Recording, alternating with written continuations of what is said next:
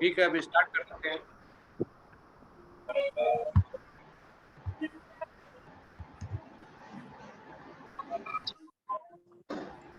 हरे कृष्ण प्रभु जी, दंडवत प्रणाम। हरे कृष्ण माता जी, हरे कृष्ण सभी को। हम ग्रुप ई की सदस्य सभी के चरण दंडवत प्रणाम कर आज की प्रेजेंटेशन की शुरुआत करते हैं। सबसे पहले मैं अत्रि मोदक माता जी को मंगलाचरण प्रस्तुत करने आमंत्रित करती हूँ। ओम नमो भगवते वासुदेवाय। ओम नमो भगवते वासुदेवाय। ओम नमो भगवते वासुदेवाय। ओम अज्ञानतिमिरन्धस्य ज्ञानाञ्जनशलाकया चक्षुरुन्मीलितं येन तस्मै श्रीगुरवे नमः। श्रीचैतन्यमनोभीष्टं स्थापितं येन भूतले शयनेदुपकदा मह्यं ददाति स्वपदान्तिकं।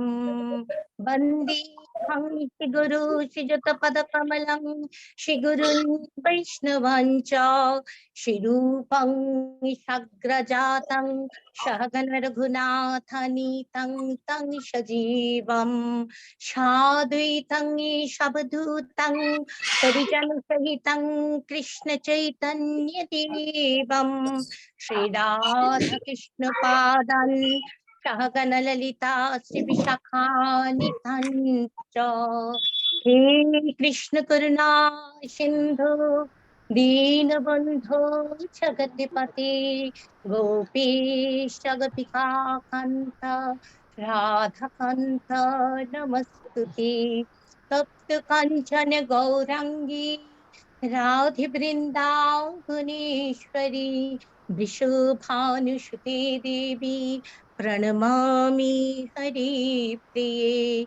नमोऽयं विष्णुपदाय कृष्णपृष्ठाय भूतले श्रीमते भक्तिवेदान्त स्वामी इति नामिने।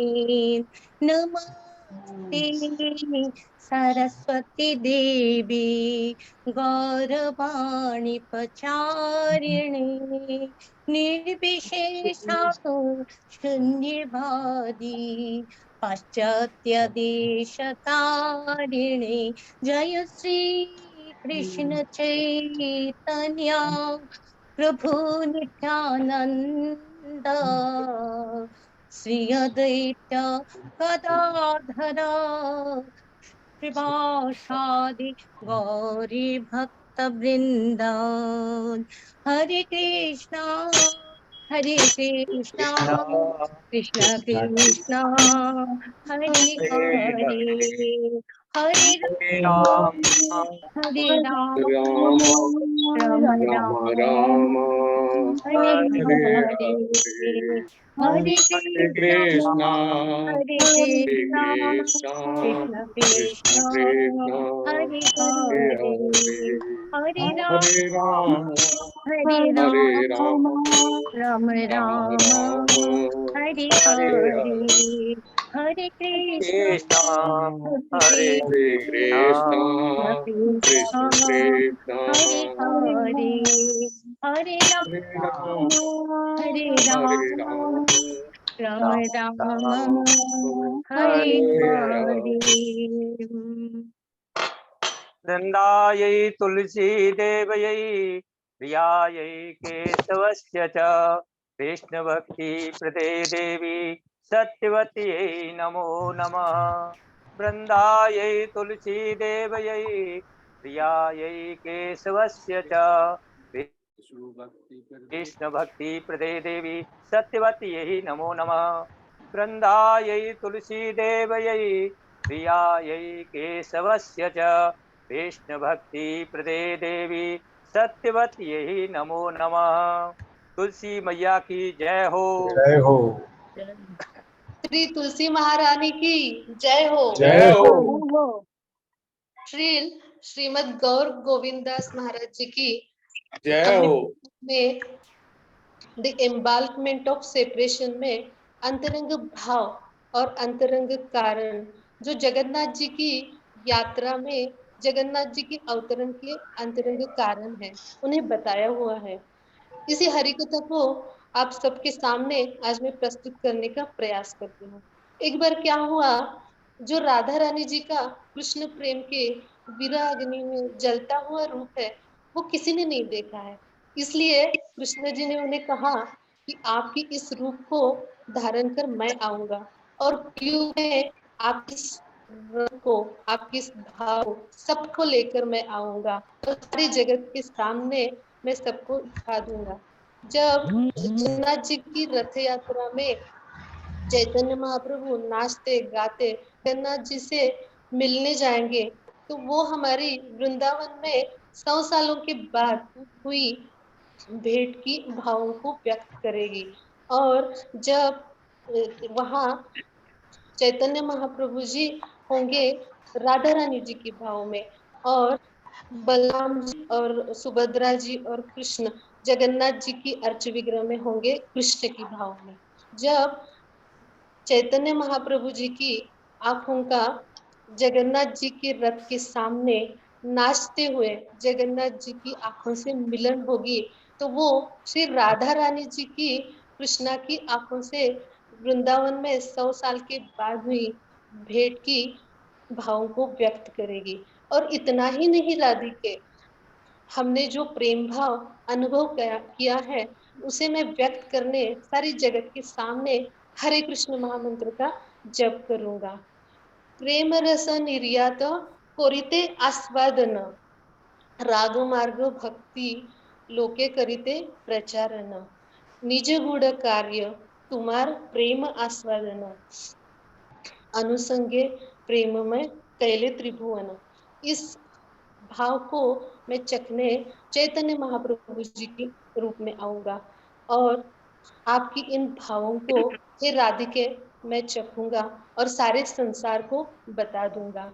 और जो लोग रथ को खींच रहे होंगे, वो राधा और कृष्ण जी के बीच में ब्रजवास बनकर आएंगे, और वो कृष्ण और राधा की मिलन में मदद कर रहे होंगे।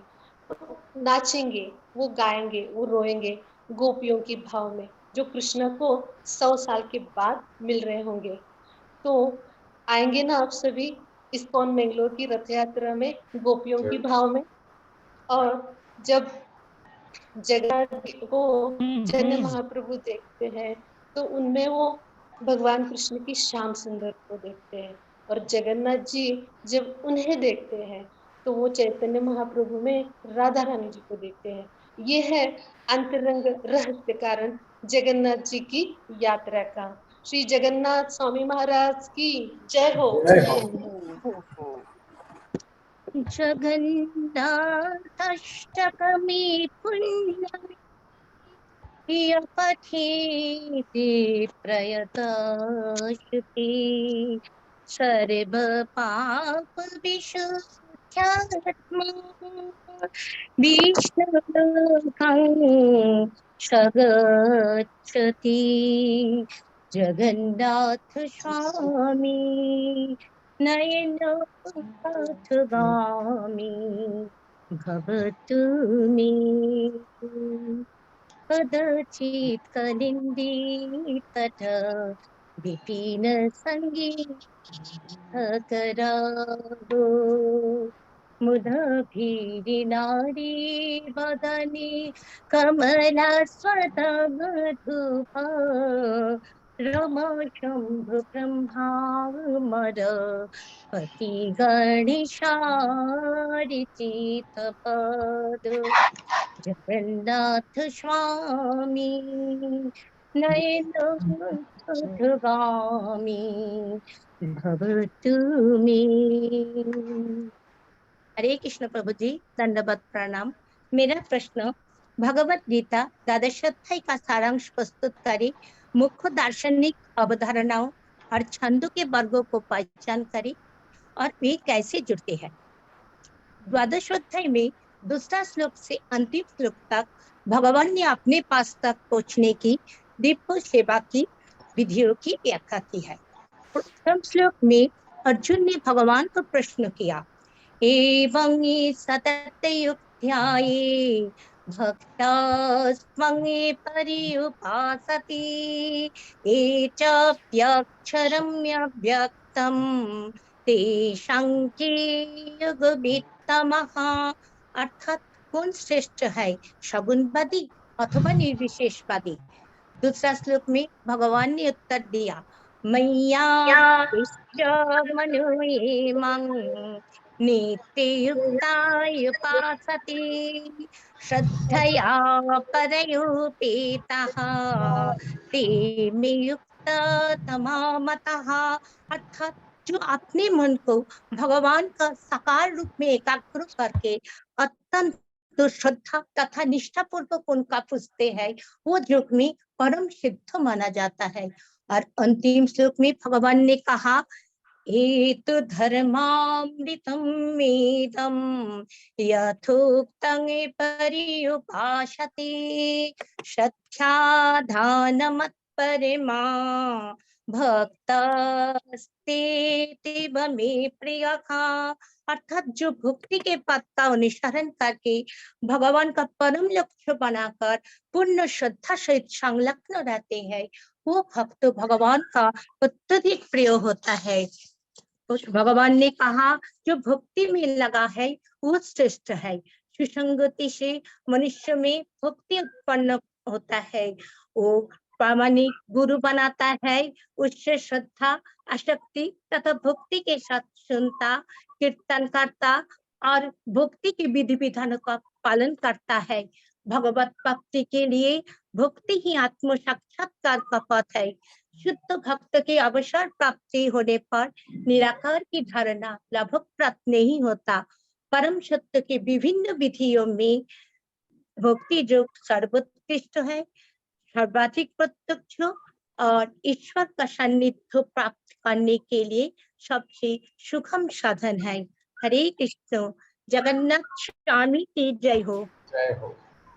भुजे सभ्य वेणु शिरसिख पिंच कटितटे दुकूलं नितान्ते सहचरी कथा चय विद्यते सदा श्रीमत वृंदावन बसत लीला परिजायो जगन्नाथ स्वामी नैन पथिगामी भवतु मे।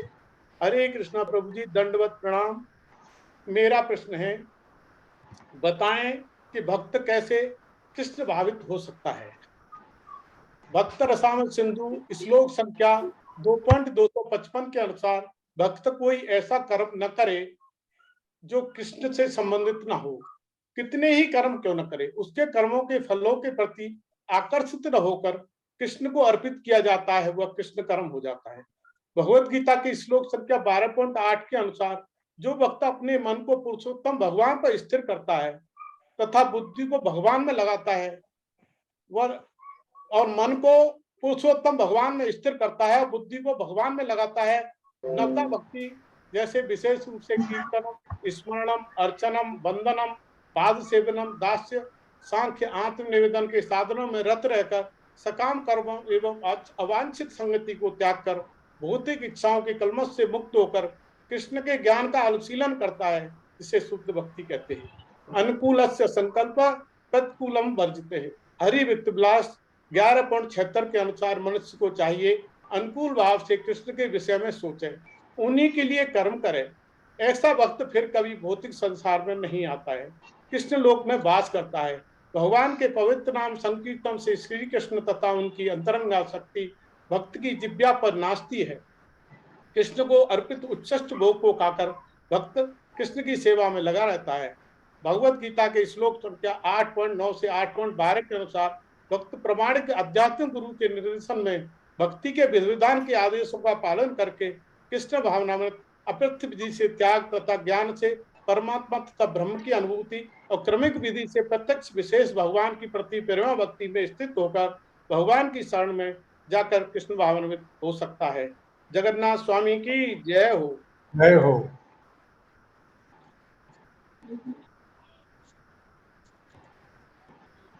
महम्बुद्धि स्थिरे कन करुचिरे नीला शिखारे वसने पाशदन्ता सखजे बलभद्रेण बलेन सुभद्रा मध्यस्था लसुरशिवा बसराद जगन्नाथ स्वामी नयन पथगामी भवतु मे।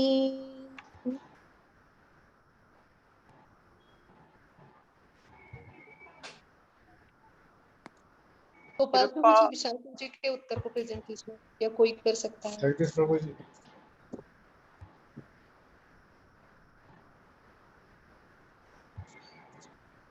मैं देने का प्रयास करता हूँ। हाँ दीजिए। उपमाओं की व्याख्या करें एवं मेल बॉक्स 12.5 वी मनुष्य समृद्धि में गिर जाता है। उत्तर देने का प्रयास करता हूं।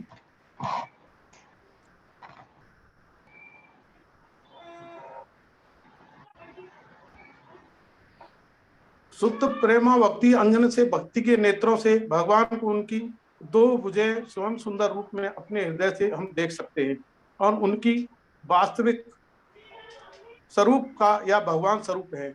अध्याय 11 में बताया गया भगवान कृष्ण ही समस्त कारणों के कारण है। उनके भौतिक ब्रह्मांडों का उद्भव होता है। कृष्ण अवतार नहीं है तो वह समस्त अवतारों के उद्यम है। ये सब अर्जुन दिव्य भक्त तथा शिष्य सखा दोनों होने के कारण प्रेम भक्ति में शरणागत भाव से भगवान में दिखलाने प्रार्थना कर दर्शन भी लेते हैं और हम सामान्य लोगों के सामने कृष्ण की अलौकिक स्थापित करने लोगों को दिलासा दिलाना चाहते हैं कि भगवान ही सर्व कारणों के एवं उत्तम है। इस तरह दो भविष्य में कलयुग में दूतों से खुद को ईश्वर का अवतार बताए उनसे सावधान भी करते हैं, इससे भविष्य में लोग यह समझ सकें कृष्ण न केवल सैद्धांतिक और दार्शनिक रूप से अर्जुन के सामने प्रकट हुए अपितु वास्तव में अर्जुन के समझ परमेश्वर रूप में प्रकट हुए। जो लोग भगवान को वास्तव में समझ सकता है वह अर्जुन की पदचिन्हों का अनुसरण कर गुरु शिष्य परंपरा की पद्धति से ज्ञान प्राप्त करे। यही पद्धति अध्याय 11 में अर्जुन प्रारंभ में स्थापित कर सकते हैं।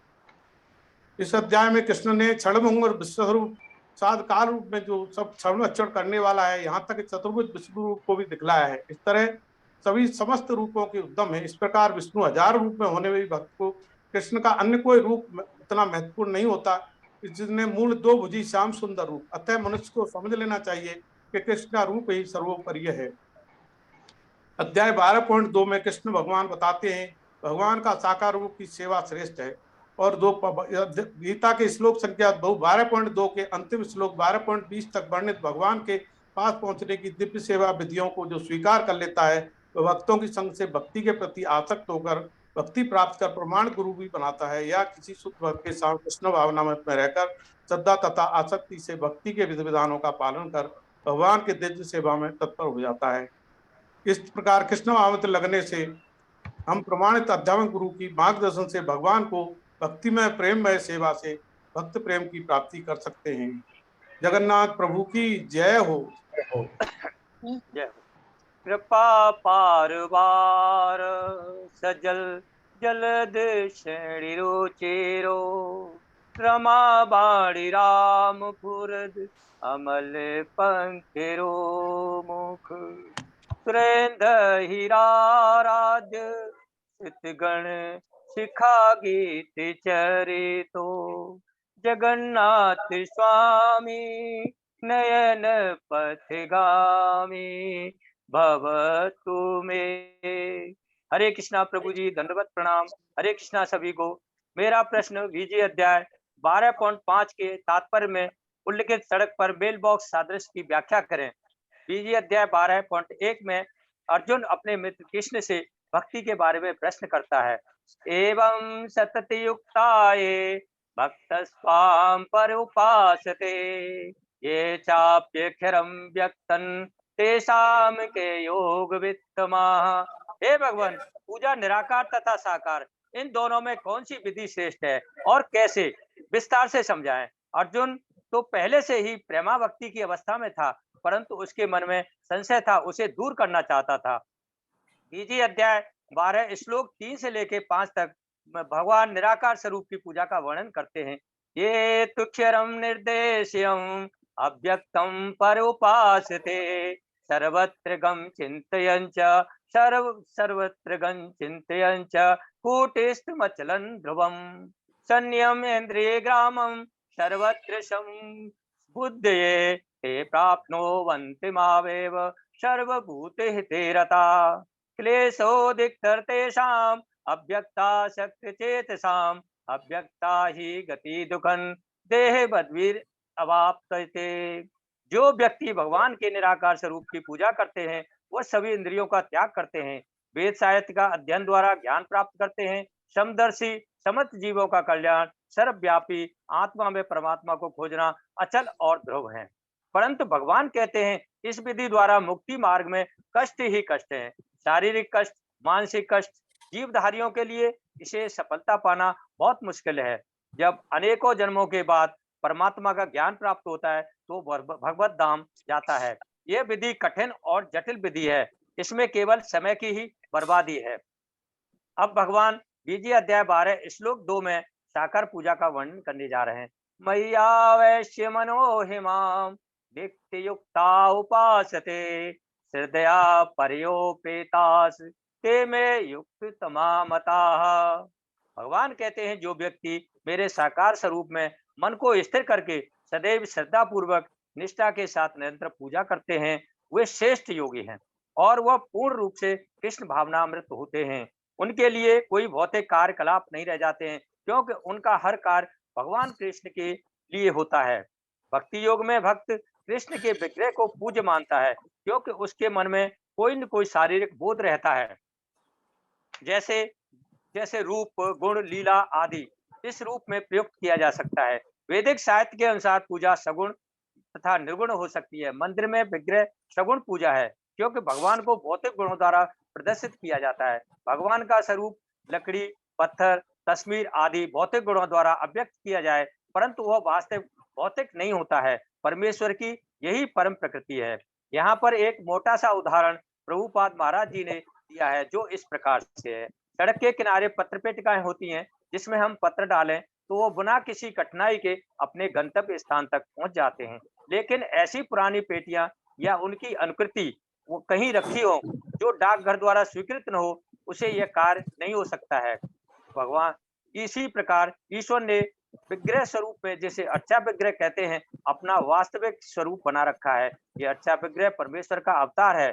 भगवान सर्वशक्तिमान है, वो अर्चा विग्रह रूपी अपने अवतार से भक्त की सेवाएं स्वीकार करते हैं। कलयुग में ये वध जीवन वाले मनुष्यों के लिए बहुत सरल श्रेष्ठ विधि है। हरे कृष्णा। जगन्नाथ स्वामी की जय हो। रथारूढ़ो गच्छन् पथि मिलित भूदेव पटले स्तुति प्रादुर्भावं प्रतिपदमुपाकर्ण्य सदयः सकल दया सिन्धुर्बन्धु सकल जगतां सिन्धु सुतया जगन्नाथ स्वामी नयन पथगामी भवतु मे। हरे कृष्ण प्रभु जी, दंडवत प्रणाम। मेरा प्रश्न है, अपने माता पिता द्वारा पूरी तरह से देखभाल किए गए बच्चे और समुद्र में गिरे हुए व्यक्ति की उपमाओं की व्याख्या करो। भगवान कहते हैं कि जो भक्त अपने सारे कार्यों को मुझ में अर्पित करके तथा अविचलित भाव से मेरी भक्ति करता है तथा अपने चित्त को मुझ में स्थिर करता है और निरंतर मेरा ध्यान करता है, मैं जन्म मृत्यु के सागर से शीघ्र ही उसका उद्धार करने वाला हूँ। भक्त को योगाभ्यास द्वारा अन्य लोकों में जाने के लिए प्रयत्न करने की आवश्यकता नहीं होती, अपितु भगवान अपने अनुग्रहवश स्वयं ही अपने पक्षी वाहन गरुड़ पर सवार होकर तुरंत आते हैं और भक्त को भव सागर से उबार लेते हैं। कोई कितना भी कुशल तैराक क्यों न हो और कितना भी प्रयत्न क्यों न करे, किंतु समुद्र में गिर जाने पर वह अपने आप को नहीं बचा सकता। किंतु यदि कोई आकर उसे जल से बाहर निकाले तो वह आसानी से बच जाता है। इसी प्रकार भगवान भक्तों को भवसागर से निकाल लेते हैं। जगन्नाथ स्वामी की जय हो। हरे कृष्णा। परम ब्रह्म पीड़ कुव लय तलोत्फुल्ल नयनो रसारण्य निवासी नीलाद्रो निहित चरणो अनंत शिरसि रसानंदो राधासर सब पूरलिंगन सुखो जगन्नाथ स्वामी नयन पथगामी भवतु में। हरे कृष्णा प्रभु जी, हरे कृष्णा माता जी, दंडवत प्रणाम। मेरा प्रश्न है, संस्कृत या अंग्रेजी में 5 गुणों की सूची बनाएं जो एक कृष्ण भक्त को प्रिय है। भगवान श्री कृष्ण गीता के 12वें अध्याय में श्लोक नंबर 13 से 19वें श्लोक तक अपने प्रिय भक्तों की विशेषताओं का वर्णन करते हैं। किसी की निराशा का कारण न होना। भक्ति हृदय को पिघलाकर उसे कोमल बना देती है, इसलिए भक्त स्वाभाविक रूप से सभी के साथ सद्व्यवहार करते हैं।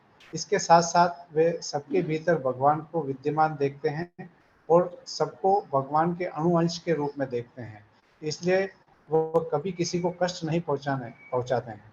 सुख और दुख में समभाव। भक्त अनुकूल और प्रतिकूल दोनों परिस्थितियों में समभाव रहते हैं। वे जानते हैं कि दोनों में से कोई भी स्थायी नहीं है, इसलिए वे अटूट सकारात्मक दृष्टिकोण के साथ सुख दुख दोनों को भगवान की कृपा के रूप में देखते हैं। भय और चिंता से मुक्त। भय और चिंता का कारण आसक्ति है। इससे हमारे भीतर भौतिक पदार्थों के भोग की इच्छा उत्पन्न होती है और इनके छिन जाने की चिंता हमें भयभीत करती है। भक्त केवल आसक्ति रहित ही नहीं होते, बल्कि वे भगवान की इच्छा के साथ सामंजस्य रखते हैं। लाभ में हर्षित होना और न हानि में शोक करना। ऐसे भक्त न तो सांसारिक सुखों के लिए लालायित होते हैं और न ही अप्रिय परिस्थितियों में शोक करते हैं। शत्रु और मित्र के साथ समान व्यवहार। भक्त सभी के साथ सकारात्मक समता का व्यवहार करते हैं तथा शत्रुता और मित्रता की भावना को अपने ऊपर हावी नहीं होने देते। ऐसे भक्त भगवान श्री कृष्ण को अति प्रिय हैं। हरे कृष्णा। जगन्नाथ स्वामी की जय। जय हो। न वयाचेराजं न च कणकमाणिकविभुवं न याचेऽहं रम्यं सकलजनकाम्यं वरवधूनं सदा काले काले प्रमथप्रतिनागीतचरितो जगन्नाथ स्वामी नयन पथगामी भवतु मे। हरे कृष्णा प्रभु जी। श्रील प्रभुपाद जी की जय। मेरा प्रश्न है, कृष्ण के द्वारा निराकार परम शक्ति की पूजा के विवरण का सारांश दे।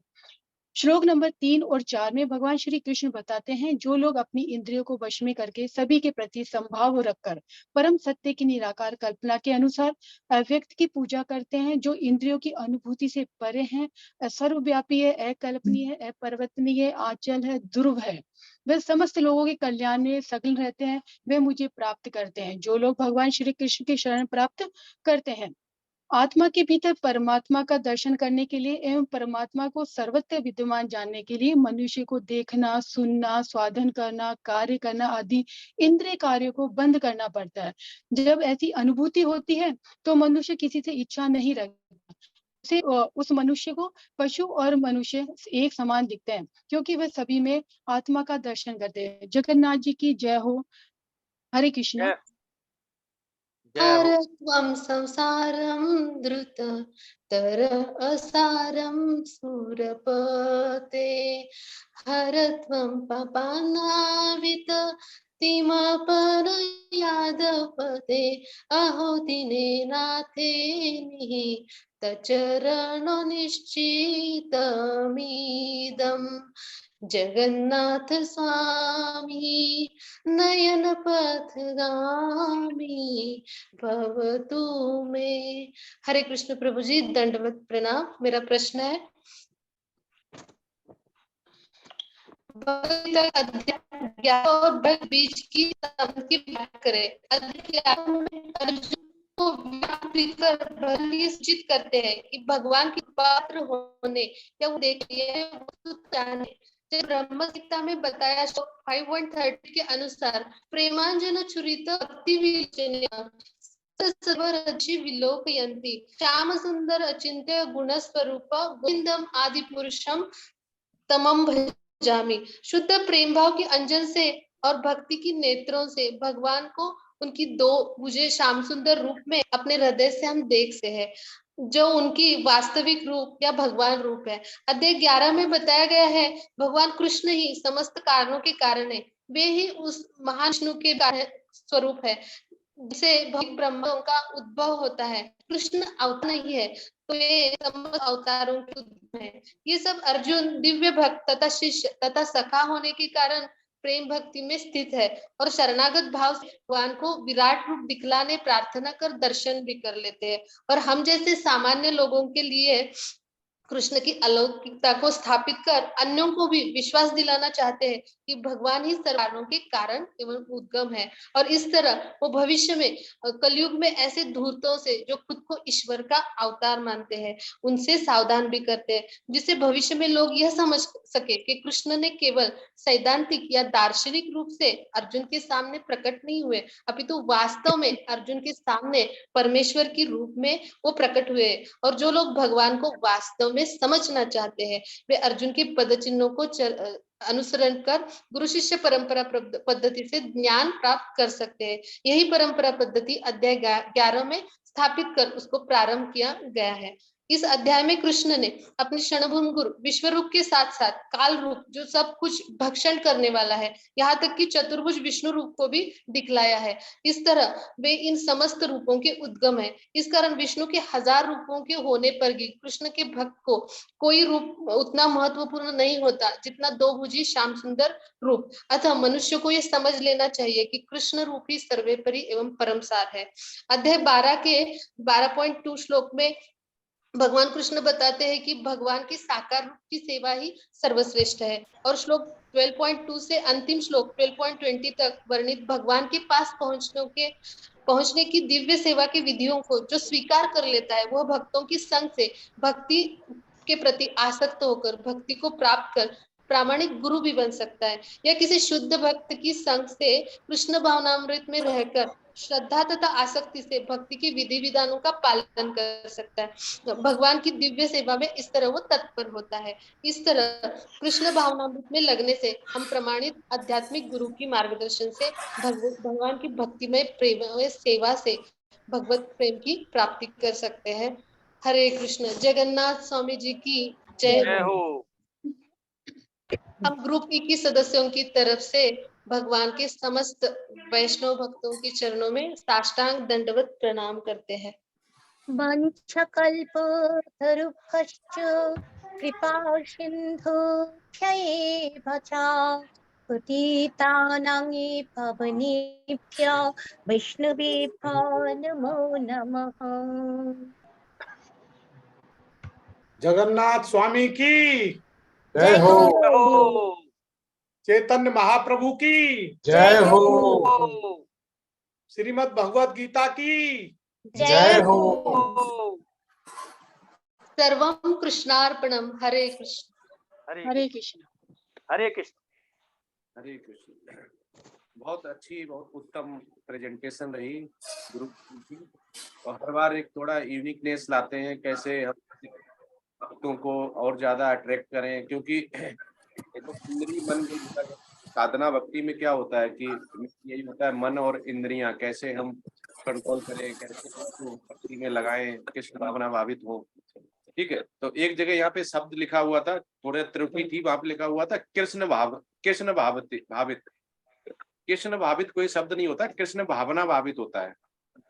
तो इस प्रेजेंटेशन में एक जगह आया था, तो आप जब भी लिखें तो उसको सार समझ के लिखें। और इसी का कोई बताएगा, अगर हम गीता की बात करते हैं, ये चैप्टर 12 था कि अगर हम पूरे गीता की सार करें तो प्रभुपाद कौन से श्लोका से पूरे गीता का सार बताते हैं। प्रभुपाद कौन सा एक श्लोका या एक से ज्यादा श्लोका है प्रभुपाद की गीता का सार ये है। इसी ग्रुप से है, ग्रुप का नहीं दे पाए तो पास ऑन अदर डिवोटीज। हरे कृष्ण प्रभु जी। हरे कृष्ण जी मैं बोलूं प्रभु जी?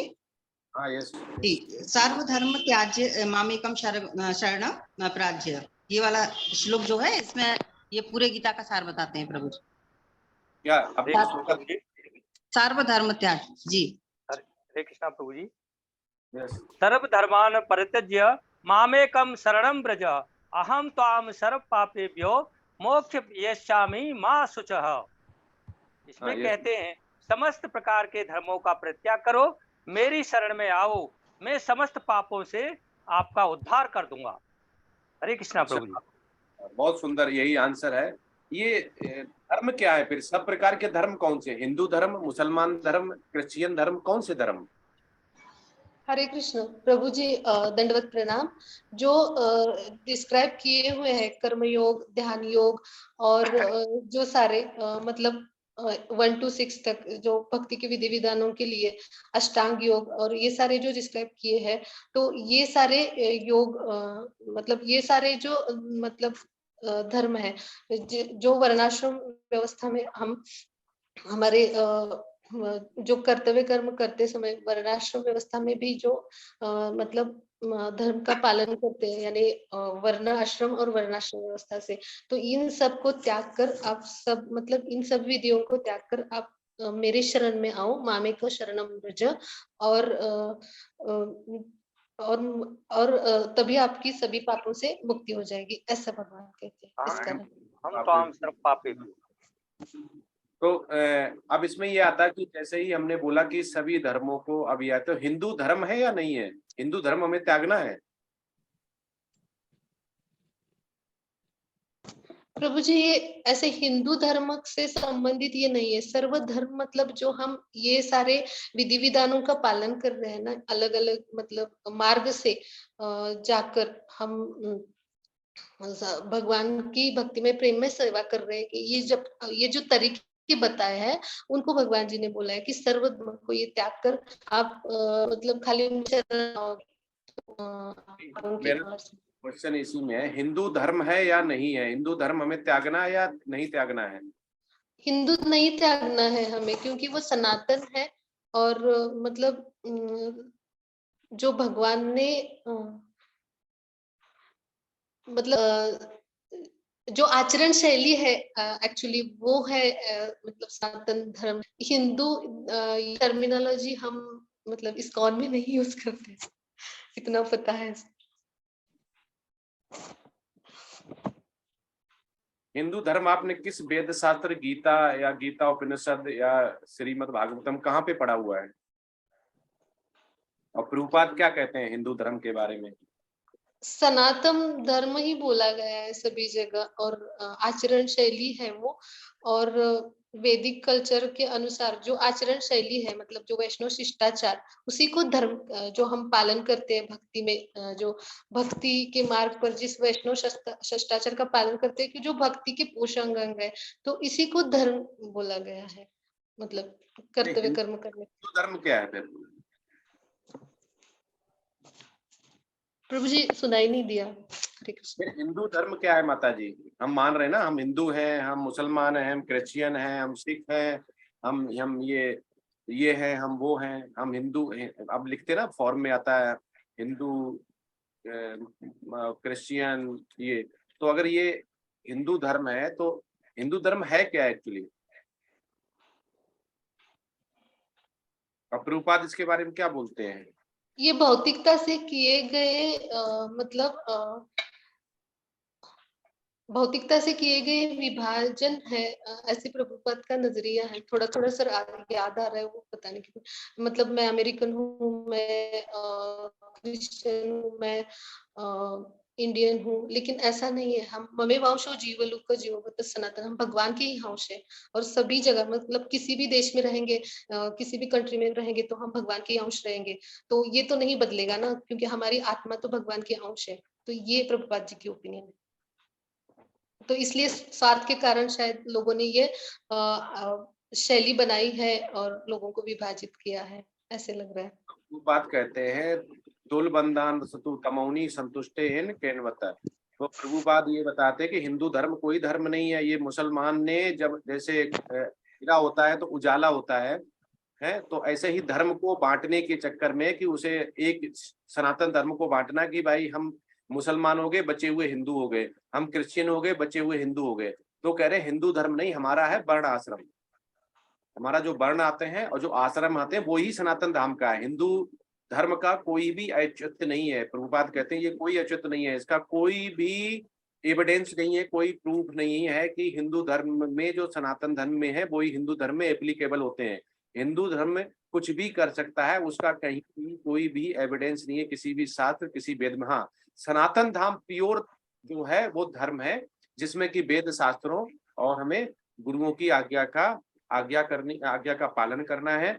तो वो ये कहते हैं प्रभुपाद की हिंदू धर्म तो बनाया हुआ है जैसे कि अंधेरे से रात दोनों अपने बोले जाते हैं कि रात है तो अंधेरा है, आधा गिलास पानी है आधा भरा है, ऐसे ही बोल देते हैं कि हम हिंदू है। जब हिंदू बोलते हैं तो इसके मतलब हिंदू के अलावा भी है।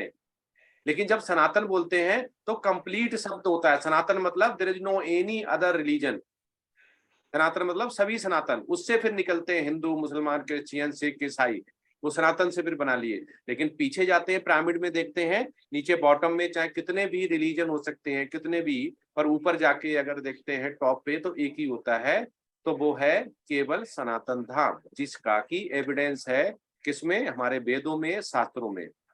तो वो कहते हैं कि सर्वधर्मन परत्यज्य मामेकम शरणं व्रज।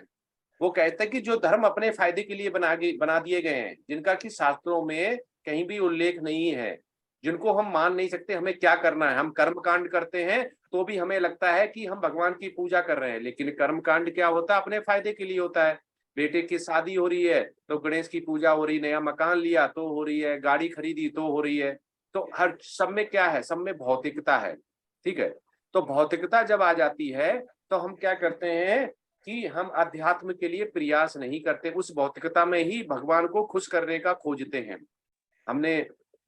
हमने मकान लिया नया तो हम सोचते भगवान की कृपा है, बहुत अच्छे हमने कर्म किए होंगे इसलिए हमारा पति अच्छा है, हमारा बेटा अच्छा है, खूब पैसा आ रहा है, हमारी लाइफ अच्छी कट रही है। और ये पता नहीं कि आपने अगले जन्म के लिए निश्चित कर लिया है कि आपको दोबारा ही इसमें धरा पे जो कि दुखालय है, जेल है, यहाँ पे जन्म मिलेगा।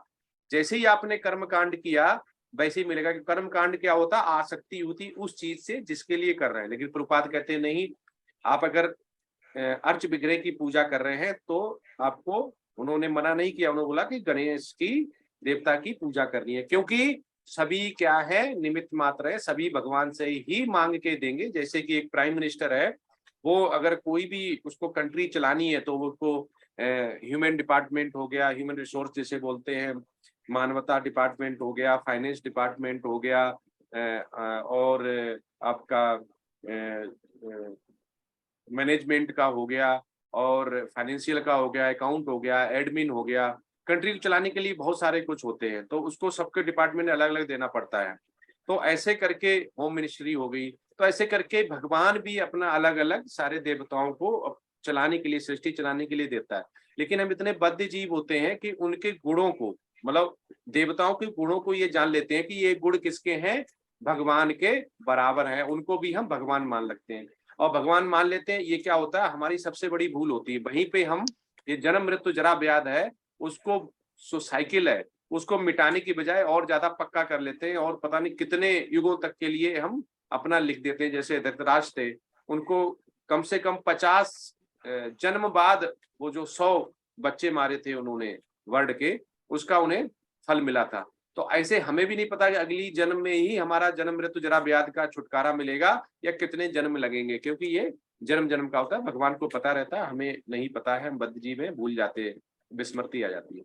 इसलिए प्रभुपाद कहते हैं कि सबसे पहले हमें अपना जो धर्म है, हम जो हिंदू धर्म हो गया, जो भी अपना धर्म हो गया, हमारे ये पूर्वज कह के गए ऐसे करना है, ये टोना टुटका करना है, ऐसे पूजा करनी है, ये हमारे पूर्वज बोल गए ऐसे करते रहे, उनको हम करते करते भगवान से दूर होते चले जाते हैं। पहले वो बोले हैं कि जो भगवान ने बोला है उसे करने का, जो भगवान ने बोला उसे करने का, जो आप कर रहे हैं वो कर सकते हैं, आपको जोड़ने का है, तोड़ने का नहीं है। लेकिन हम क्या करते हैं, हम सोचते हैं टाइम कहाँ से आएगा, हमें टीवी देखनी है, हमें रिश्तेदारी में जाना है, हमें जॉब करनी है। क्योंकि प्रभुपाद कहते हैं जितने भी नौकरी पेशे वाले आदमी है, सर्वेंट है, जितने भी, चाहे प्राइवेट है सरकारी, सब कौन है, सब शूद्र है। वो कहते हैं ये सब शूद्र है, आज दुनिया शूद्रों से भरी पड़ी है। तो वो कह रहे हैं अगर केवल, अब मेरा क्वेश्चन ये है, इसी से आता है, प्रभुपाद क्वेश्चन करते हैं ये ह्यूस्टन में 1972 में 30 अप्रैल को, कि अगर सारे शूद्र ही होते या सारे क्षत्रिय ही होते, चारों वर्ण नहीं होते, व्यवस्था नहीं होती, तो क्या होता।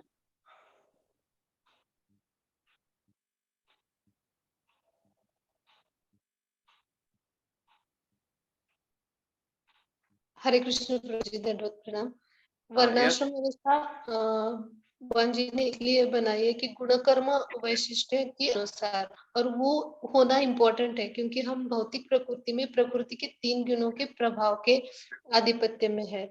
तो अगर शूद्र ही होते तो मतलब वो तमोगुण को रिप्रेजेंट करता है। तो हमें तो मतलब वेदों का उद्देश्य है कि 3 गुणों से मतलब गुणातीत होना है। तो वे मतलब माता जी आप भगवान डिवाइस कृष्ण शिफ्ट करती है क्या, आवाज नहीं आती आपकी।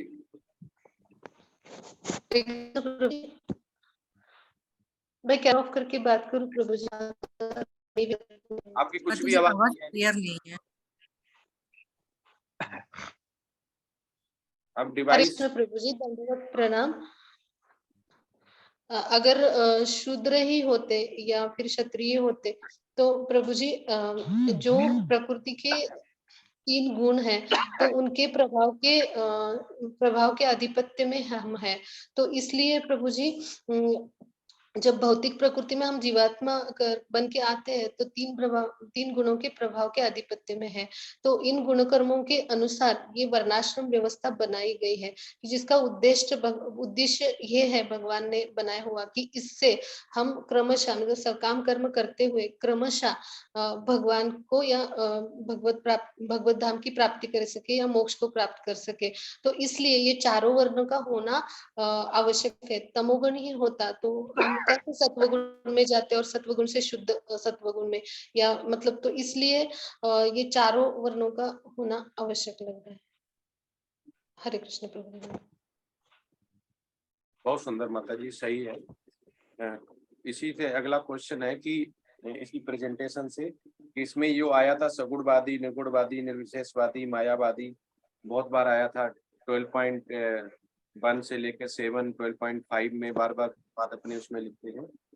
तो इसी से है कि प्रभुपाद ऐसा क्यों सोचते हैं कि जो अवैक्तिक पथ है वो भक्ति के तुलना में, मतलब इफ यू विल कंपेयर, तो श्रेष्ठ मतलब जो बोला गया है वो कौन सा श्रेष्ठ बोला गया है और क्यों बोला गया है।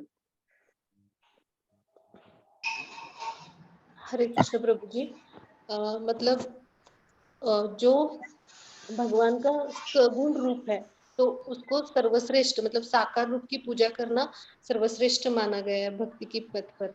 और जो निर्विशेषवादी मतलब निर्विशेष ब्रह्म यानी अव्यक्त रूप की पूजा करते हैं और हम सविशेषवादी हुए, तो इस रूप को साकार रूप को ही सर्वश्रेष्ठ माना गया है। क्योंकि क्योंकि हम जब तक इस मतलब भौतिक प्रकृति में है तो हम बद्ध जीवात्मा है, और हम भगवान के साकार रूप पे मतलब साकार रूप की प्रेम भक्ति में प्रेम में सेवा करना हमारे लिए मतलब आसान है। क्योंकि हमें शारीरिक संकल्पना तो जब भी आत्मा एक शरीर को त्याग कर दूसरा शरीर लेता है तो शारीरिक संकल्पना जो सूक्ष्म देह के माध्यम से उसका वहन होता है। तो इस कारण हमारे लिए ये आसान हो जाता है कि भगवान के साकार या सपूर्ण रूप को पूजना, और प्रमाणित आध्यात्मिक गुरु के मार्गदर्शन के अनुसार जब हम मतलब उनकी मार्गदर्शन के अनुसार शास्त्रों की विधि विधानों का पालन करें और भक्ति में प्रेम में सेवा करें तो हमारे लिए वो आसान है। क्योंकि वो प्रमाणित आध्यात्मिक गुरु जो है वो हमें उनके आश्रय के अंडर ज्ञान और भक्ति सेवा और भक्ति साधना के प्रयास करने की मार्गदर्शन करते हैं। अन्यथा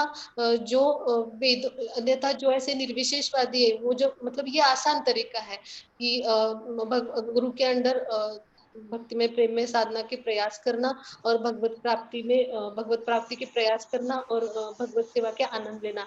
लेकिन उस कंपैरिजन में ये बहुत डिफिकल्ट है कि जो निर्विशेषवादी है तो वो उनको संस्कृत भाषा का नॉलेज होना चाहिए, फिर वेदों का अध्ययन होना चाहिए और फिर वो सब आचरण करने के बाद थोड़ा ज्ञान आ भी जाए तो भी ऐसा होता है कि उस सब का मतलब उन सब की परिणति तो वासुदेव को जानने में ही है, यानी कृष्णा को मतलब उन सब की परिणति तो मतलब निर्विशेषवादियों की या फिर सविशेषवादी सबकी परिणति तो कृष्ण को शरण जाके कृष्ण की भक्ति में शरणागत भाव में है कि कृष्ण के प्रति अंतिम उद्देश्य शरणागत ही है और उन्हें प्राप्त करना ही है। तो ये इस तुलना में निर्विशेषवादियों की तुलना में भक्ति में प्रेम में सेवा या भक्ति मार्ग या सविशेषवादियों का साकार रूप को श्रेष्ठ समझकर या सगुण रूप को भगवान के श्रेष्ठ समझकर पूजना ये श्रेष्ठ मार्ग है, ऐसा लग रहा है प्रभु जी। और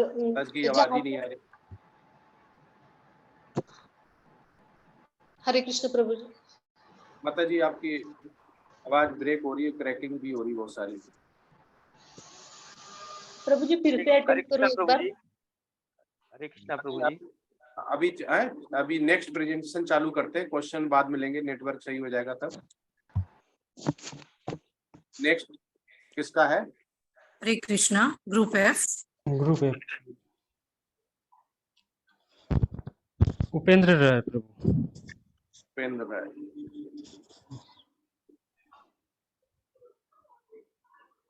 बाकी डिवोटी सिलसिजल हैंड रेस करें। स्मिता माता जी, अर्चना माता जी।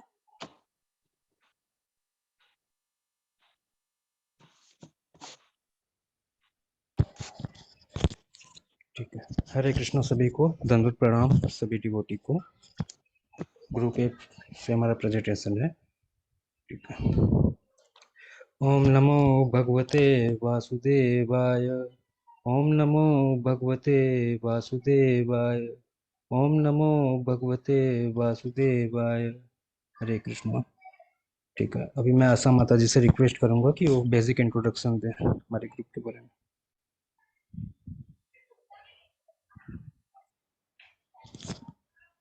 हरे कृष्णा आशा माता जी। सॉरी प्रभु जी, वेट ऑडियो बंद था। हरे कृष्ण सभी भक्तजनों को हमारा बहुत बहुत नमन और हरे कृष्ण। एस्को राधा स्वामी गोविंद मंदिर में आप सभी का स्वागत। आज निर्गुण भक्ति और सगुण भक्ति के विषय में हम यहाँ पे चर्चा करेंगे। किंतु उससे पहले हम चर्चा करें, आइए हम एक गांव में जाते हैं कि हमारा जो विषय है उसको भी क्लियर करें। एक गांव है जहाँ पे एक महात्मा रहते हैं, महान महात्मा है। वो कहीं के जाते नहीं, केवल अपना प्रभु की भक्ति में लगे रहते हैं। और एक बार गांव वाले कहते हैं कि हम अपने गांव में संत को बुलाते हैं और जिससे अब भगवान की चर्चा के बारे में सुनते भगवान का ज्ञान प्राप्त करते हैं। बहुत विनय अनुनय करने के बाद महात्मा जी तैयार हो जाते हैं। गांव वाले उन्हें सादर आमंत्रित करते और एक बड़ा भव्य आयोजन करते। जैसे ही संत महात्मा गांव में आते हैं, सभी लोग से पूछते हैं, पहला क्वेश्चन करते हैं, क्या आपको भगवान में विश्वास है? सभी लोग आश्चर्यचकित होते हैं, कहते हैं क्या प्रश्न पूछ लें। अभी वो सोच ही रहे होते हैं सभी, और कोई भी हाथ नहीं खड़ा करता। तो प्रभु कहते हैं, संत महात्मा कहते हैं, किसी को भगवान में श्रद्धा ही नहीं है, विश्वास ही नहीं, तो ऐसे लोगों को ज्ञान देने से क्या फायदा, वो चले जाते हैं। सभी लोग बड़े निराश होते हैं। फिर दोबारा चर्चा का विषय बनाते हैं कि हाँ चलिए हम दोबारा उन्हें बनाते हैं। दोबारा उन्हें बुलाया जाता है, अनुनय विनय करके आमंत्रित किया जाता है। फिर आते हैं महात्मा जी, जैसे ही आसन पर विराजमान होते हैं, फिर पूछते हैं क्वेश्चन, भगवान में किसको विश्वास है? सभी कहते हैं। इस बार सभी ने सोचा होता है कि क्या आधे लोग हाथ खड़ा करते हैं और आधे लोग करना ही नहीं चाहते, आधे लोग नहीं करते हैं। अब प्रभु जी कहते हैं कि अच्छा है, कहते हैं कि अगर आप लोगों को, आधे लोगों को ज्ञान है, आधे को जिन्होंने हाथ खड़ा उन्हें ज्ञान है और जिन्होंने हाथ खड़ा नहीं है, तो मेरी क्या जरूरत है? जिन्हें ज्ञान है वो उन लोगों को ज्ञान दे दें। प्रभु जी और संत महात्मा वहां से चले जाते हैं। अब लोग बड़े परेशान होते हैं, कहते क्या करें? तीसरी बार फिर वो वही बहुत अनुनय करके दोबारा उन्हें तीसरी बार बुलाते हैं। फिर परमात्मा जी आते फिर कहते हैं कि भगवान में किसे विश्वास है? अब की बार सब कोई लोग हाथ नहीं, कहते हैं कि सभी हाथ खड़ा करते हैं। कहते हैं कि जब हाथ खड़ा करते हैं, कहते हैं परमात्मा जी आते हैं, कहते हैं सभी को ज्ञान है तो मेरे ज्ञान की क्या आवश्यकता है, ऐसा कहते वो चले जाते हैं। कहने का अभिप्राय क्या है कि भगवान की का जो विश्वास है इंसान में, अपनी एक परिस्थितियों के अनुसार, अपनी उसका एनवायरनमेंट के साथ उसकी आस्था विश्वास चेंज होता रहता है उसमें विश्वास, उसे कि कैसा माहौल है। कहते इसी चीजों पर चर्चा करते हुए कि कहते हमें विश्वास प्रभु के आगे, हमें अपनी परिस्थितियों को कैसे भी आ जाए दावादाल होना नहीं चाहिए, उनमें श्रद्धा विश्वास को बनाए रखें। आज का हमारा विषय यही है कि हम निराकार प्रभु की भक्ति करें या सगुण परमेश्वर की, सगुण परमात्मा की, कृष्ण की भक्ति करें। इन्हीं अध्याय पर, इन्हीं विषयों पर चर्चा करेंगे। आज के हमारे सभी सेवक जन इसमें चर्चा के विषय में भाग ले रहे हैं। उपेंद्र प्रभु जी, सुमित प्रभु जी, अर्चना माता जी, दीप्ति माता जी और सुमिता रानी जी, मैं सभी का स्वागत करती हूँ कि अपने इस विषय पे चर्चा का में शामिल हो। हरे कृष्ण। धन्यवाद माता जी, बहुत अच्छा आपने इंट्रोडक्शन दिया। मेरा क्वेश्चन 7 है, जो व्यक्ति भक्ति योग के नियामक सिद्धांतों का अभ्यास करने में भी असमर्थ है उसके लिए क्या सलाह दी जाती है? यहाँ पर श्लोक आया हुआ है, अभ्यासेऽप्य समर्थोऽसि मत् कर्म परमो भव मद अर्थमपि कर्माणि कुर्वन् सिद्धिं वापस्यसि। यदि तुम भक्ति योग के विधि विधानों का भी अभ्यास नहीं कर सकते तो मेरे लिए कर्म करने का प्रयत्न करो, क्योंकि मेरे लिए कर्म करने से तुम पूर्ण अवस्था सिद्धि को प्राप्त होगे। यदि कोई गुरु के निर्देशानुसार भक्ति योग के विधि विधानों का अभ्यास नहीं भी कर पाता तो भी परमेश्वर के लिए कर्म करके उसे पूर्ण अवस्था प्रदान कराई जा सकती है। यह कर्म किस प्रकार किया जाए, इसकी व्याख्या 11वें अध्याय के 55वें श्लोक में पहले ही की जा चुकी है। मनुष्य में कृष्ण भावनामृत के प्रचार हेतु सहानुभूति होनी चाहिए। ऐसे अनेक भक्त हैं जो कृष्ण भावनामृत के प्रचार कार्य में लगे हुए हैं, उन्हें सहायता की आवश्यकता है।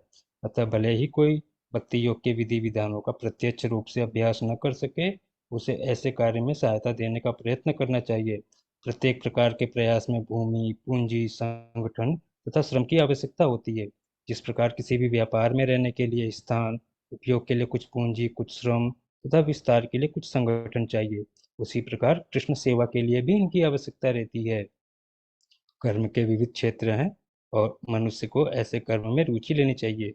यदि कोई अपने कर्मों के फल को नहीं त्याग सकता तो कम से कम उसका कुछ प्रतिशत कृष्ण भावनामृत के प्रचार में तो लगा ही सकता है।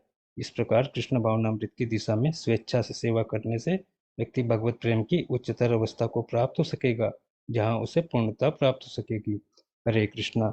और जैसा कि ये हमारा भक्ति योग के ऊपर है, तो मैं सभी डिवोटी से रिक्वेस्ट करूंगा कि वो किसी भी एक भक्तों के बारे में 1 या 2 लाइन जो भी आता है वो बताएं। अब तो यहाँ पर मैं हनुमान जी के बारे में 2 लाइन बताना चाहूँगा। हनुमान जी का भगवान श्री राम भगवान के साथ दास भाव का संबंध है।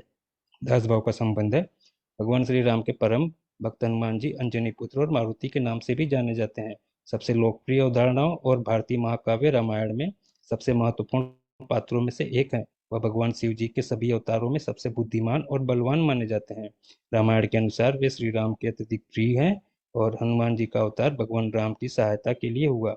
हनुमान जी के पराक्रम की असंख्य गाथाएं प्रचलित है। इन्होंने जिस तरह से भगवान श्री राम के साथ सुग्रीव की मैत्री कराई और फिर वानरों की मदद से असुरों का मर्दन किया, वह अत्यंत प्रसिद्ध है। हरे कृष्णा। मैं दीप्ति माता से रिक्वेस्ट करूंगा कि वो भगवत गीता 12.5 के श्लोक और तात्पर्य के संदर्भ में व्याख्या करें कि अव्यक्तित्व पथ पर उन्नति बहुत तकलीफदेह क्यों है। हरे कृष्ण। हरे कृष्ण प्रभु जी, दंडवत प्रणाम। अध्याय 12 श्लोक 5। क्लेशोऽधिकतरस्तेषाम्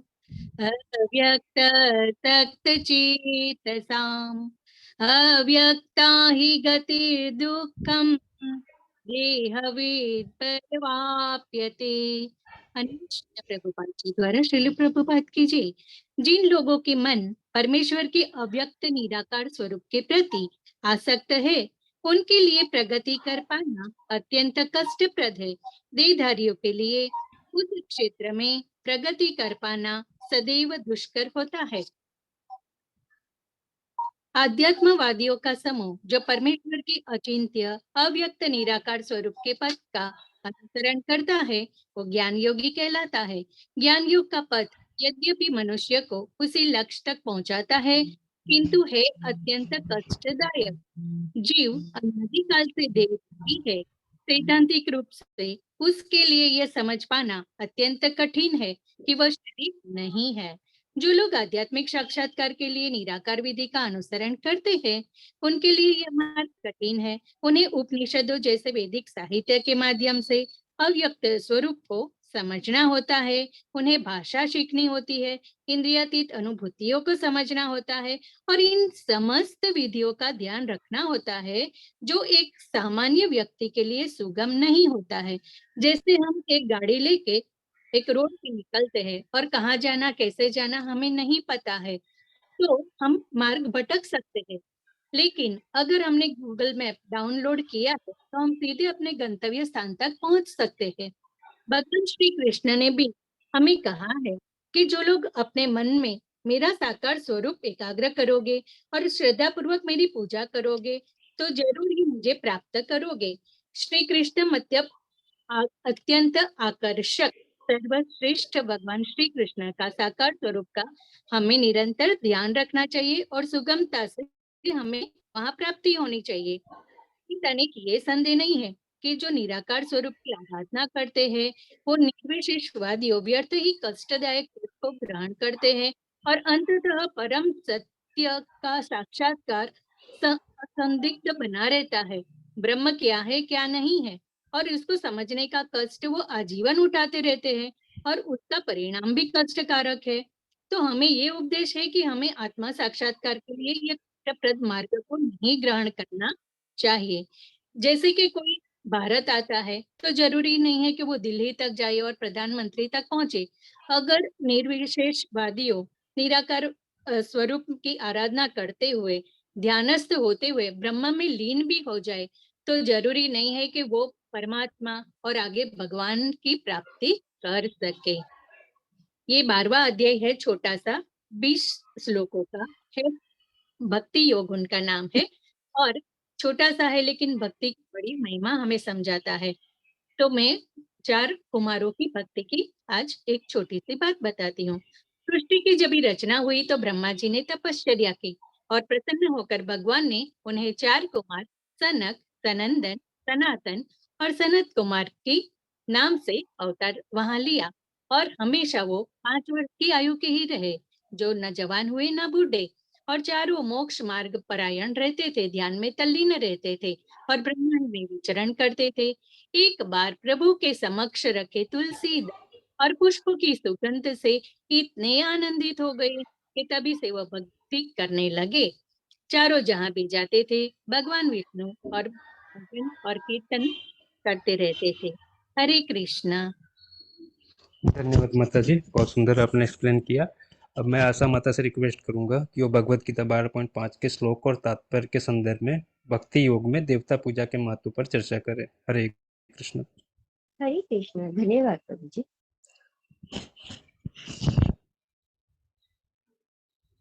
वित्तमाता जी ने अभी जैसे निराकार प्रभु के बारे में बताया कि निराकार के उपासना कैसे कष्टदायक।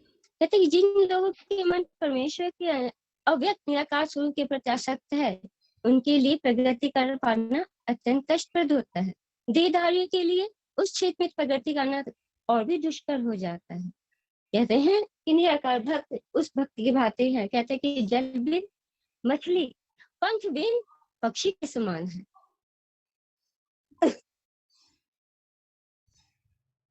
भक्तिहीन व्यक्ति इस जग में भक्तिहीन व्यक्ति को हमेशा अंत समय में या जब भक्तिहीन व्यक्ति निराकार जो की उपासना जो करते हैं उनको अंत में भक्ति की ही उपासना करनी पड़ती है, प्रभु की शरण लेनी पड़ती है।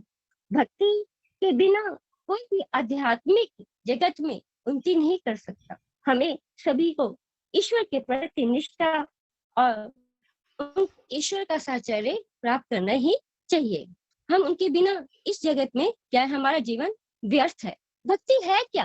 भक्ति ईश्वर के प्रति प्रेम निष्ठा है, सृष्टि के प्रति प्रेम और निष्ठा है, तो कहिए सभी प्राणियों के प्रति सम्मान और उनका संरक्षण है। भक्ति हमें सिखाती है कि हम अपने इष्ट देवता के प्रति अनुराग रखें और अनुराग रखते हुए हम अपना आंतरिक विकास करें और ईश्वर से एक ऐसे धागे से बंधे जो कि प्रेम का धागा है।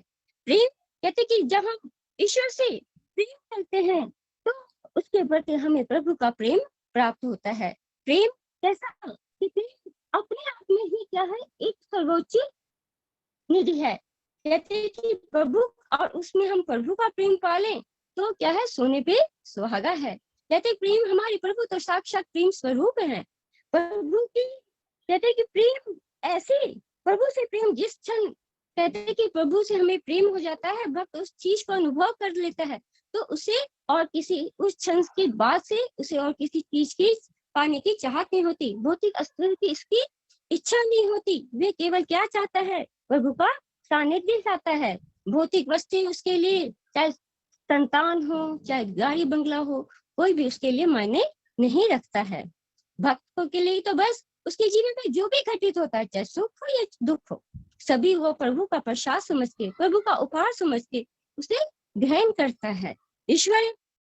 और वो कहता है क्या कि प्रभु आपकी इच्छा में ही मेरी इच्छा है, आप जिस हाल में रखेंगे मैं हर हाल में खुश रहूंगा। कहते हैं इस चीज को प्राप्त करने के लिए कि प्रभु के सानिध्य को, प्रभु को अपनी सेवा, प्रभु का सानिध्य प्राप्त करने के लिए, प्रभु को अपनी सेवा प्राप्त देने के लिए और प्रभु हमारी सेवा को ग्रहण करे, इसलिए क्या है, अर्चा विग्रह की स्थापना की गई है। अर्चा विग्रह है, अर्चा विग्रह साक्षात क्या है, प्रभु का अवतार माने जाते हैं। ये अर्चा विग्रह चाहे पत्थर की हो, चाहे किसी लकड़ी के क्यों ना हो, कहते भौतिक वस्तुओं के बने होते हैं किंतु भौतिक वस्तुओं से परे हैं, क्योंकि प्रभु जो है इन चीजों, सभी चीजों से परे की है। इसका उदाहरण हम इस तरह से ले सकते हैं, प्रभुपाद जी ने दिया है क्या कि लेटर, प्रमाणिक लेटर बॉक्स जो होता है उसके थ्रू हमारे गंतव्य स्थान तक लेटर पहुंच पाते हैं। आजकल तो ये सब कम होता जा रहा है, हम ईमेल का भी यूज करते हैं। कहते हैं अगर ईमेल थोड़ी सी भी मिस्टेक हो जाए, थोड़ी सी बिंदु की भी मिस्टेक हो जाए तो हमारा मेल दूसरे व्यक्ति तक नहीं पहुंच पाता। अच्छा, तो वो भी प्रॉपर यानी प्रमाणिक होगा तभी मेल दूसरे तक पहुंच जाता है। इसी तरह अच्छा विग्रह प्रभु और भक्त के बीच में एक कनेक्शन है कि वो हम उन्हें सेवा, हमें सेवा का अवसर देते हैं और प्रभु इस प्रकार से हमारी भावना को, हमारी सेवा को ग्रहण करते हैं। कहते हैं जो एक बार प्रभु के शरण में आ जाता है तो प्रभु उसे इस भव सागर से पार उतार देते। कहते कैसे, कहते कि सागर के अंदर कितना भी निपुण तैराक क्यों ना हो, अगर वह डूबने लगता है तो उसे कोई बाहर वाला ही निकाल सकता है, अन्यथा कोई नहीं। इसी तरह इस भव सागर में हम लोग बस जीव जैसे फंसे हुए हैं, उससे भी निकालने वाले क्या है, एक निपुण तैराक कौन है, हमारे भगवान ही है, जो केवल वही हमें इस सागर से, भव सागर से पार निकाल सकते हैं। कहते हैं कि भक्ति मार्ग इतना सरल है, इतना सुविधाजनक है। कहते हैं कि इसमें हमें क्या है, हमें गुरु की भी अनुकंपा मिलती है जो कि हमारा मार्ग प्रदर्शित करते हैं कि हम सही रास्ते, सरलता से, जल्दी से, शीघ्रता से सीख अपने प्रभु के से मिल सके। वो कहते हैं कि नारद मुनि जी कहते हैं क्या, भक्ति सूत्र में कहते हैं शरणम कीर्तनम विष्णु स्मरणम पादसेवनम अर्चनम वंदनम दास्यम साक्षात्म। उन्होंने 9 विधि बताई हैं। कहते हैं कि प्रभु से अगर आप 9 विधि से प्रभु का पूजा अर्चना करते हैं तो आप उनके नजदीक जाते हैं, प्रभु को साक्षात दर्शन करते हैं। किंतु कहते हैं अगर आप उनका भी कहते हैं 9 की कभी हम आप बद्ध जीव हैं, माया में फंसे रहते हैं, कहते हैं हम उसे नहीं कर सकते तो उनमें से एक विधि को भी अपना ले। क्या उसमें चाहे कि हम नमस्कार ही कर ले डेली उठ के अर्चा विजय के आगे, और इतना भी नहीं होता तो क्या है, केवल प्रभु की लीलाओं का गुणगान सुन ले, इतना भी नहीं होता तो प्रभु की प्रसाद का भोग पा सके, उनका उच्छिष्ट हम पालें तो हम इस भव सागर से तर जाएंगे। प्रभु हमारा हम उन्हें समझने में ये रास्ता हमारे लिए और भी सरल हो रहा है। कहते हैं कि जब आप भगवान के शरण में नहीं आप जाओगे तो क्या है, आप माया की शरण आपको लेनी पड़ेगी, माया की सेवा करनी पड़ेगी। अब ये हम पे डिपेंड करता है कि आप माया की सेवा करना चाहते हैं या प्रभु की सेवा करना चाहते हैं। कहते हैं कि प्रभु तो हमारे इतने दयालु हैं, इतने कृपालु हैं कि उन्होंने तो अजामिल जैसे भक्त को तार दिया, जिसने क्या किया है, केवल प्रभु का नाम अपने पुत्र का पुकारा था, उसका नाम नारायण था, तो उसे तार दिया, क्योंकि अंतिम समय में स्वयं प्रभु से लेने आते हैं। और कहते हैं जो भक्ति का स्मरण हमेशा करता है तो उसकी तो बात ही और है, उसे कौन। अभी तो कहते हैं क्या कि भगवान कहते हैं कि सर्व धर्मान परित्यज्य मामेकं शरणं व्रज अहं तं सर्व पापेभ्यो मोक्षयिष्यामि मा शुचा। तो सब धर्मों को त्याग कर केवल मेरी शरण में आए, वो सब पापों से उसे क्या कहते हैं, मुक्त कर देंगे। कहते हैं और ये कलयुग तो क्या है, इसमें तो कलयुग में तो एक नाम ही आधार है जिसमें हम प्रभु का हरे कृष्ण कृष्ण कृष्ण हरे हरे हरे राम राम राम जपते हुए इस भवसागर से हमसे पार हो सकते हैं। प्रभु की शरण में इन आ जाने के बाद भक्त ऐसा महसूस करता है, बिल्कुल वैसा ही महसूस करता है जैसे एक पुत्र अपनी माँ की गोद में महसूस करता है। इसी प्रकार हम प्रभु का सानिध्य जब हमें प्राप्त हो जाता है तो हम भी उनकी गोद में उनका सानिध्य प्राप्त सुरक्षित महसूस करते हैं। हरे कृष्ण। धन्यवाद माता जी। अब मैं सुमित प्रभु से रिक्वेस्ट करूंगा कि समझाएं कि कृष्ण कैसे भगवत गीता 12.1 से 7 श्लोक और तात्पर्य के संदर्भ में अव्यक्तित्व पद पर भक्ति की श्रेष्ठता स्थापित करते हैं। हरे कृष्ण। हरे कृष्णा प्रभु जी। कृष्ण जी के शुद्ध प्रेम को प्राप्त करने का सबसे सुगम और सर्वोच्च साधन भक्ति योग है।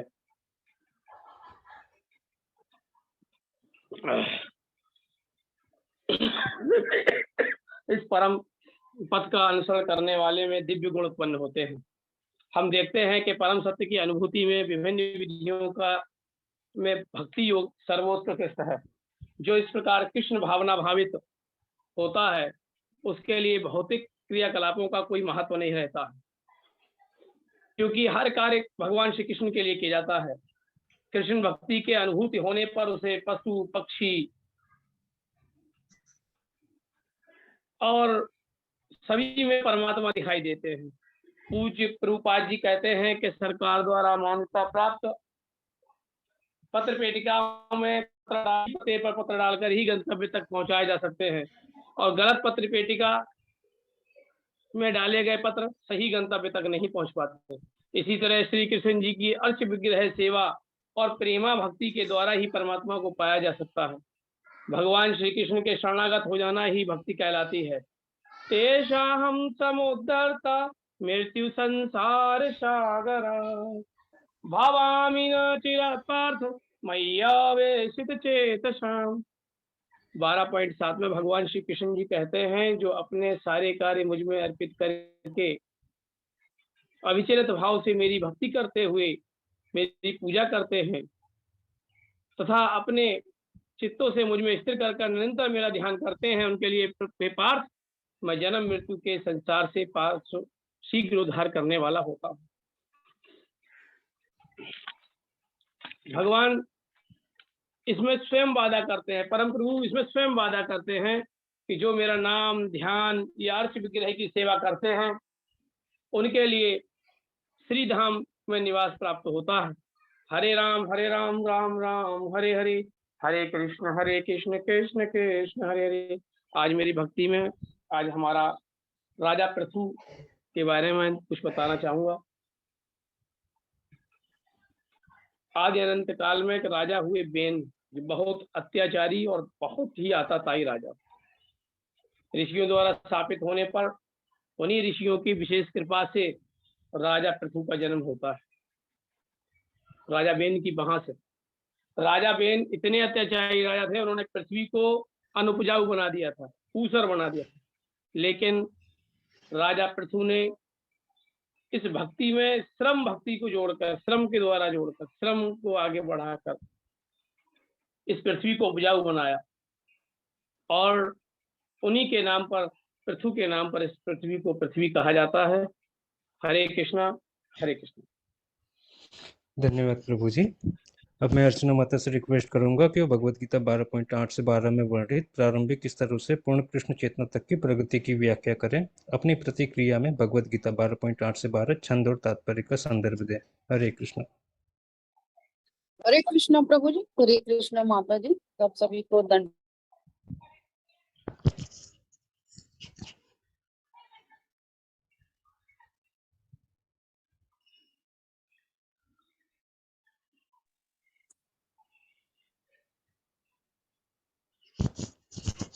अर्चना माता जी कंटिन्यू हरे कीजिए, आपकी कृष्ण। आवाज नहीं आ रही है। आवाज नहीं आ रही है माता जी। हरे कृष्ण। हरे कृष्ण अर्चना माता जी, आपकी आवाज नहीं आ रही।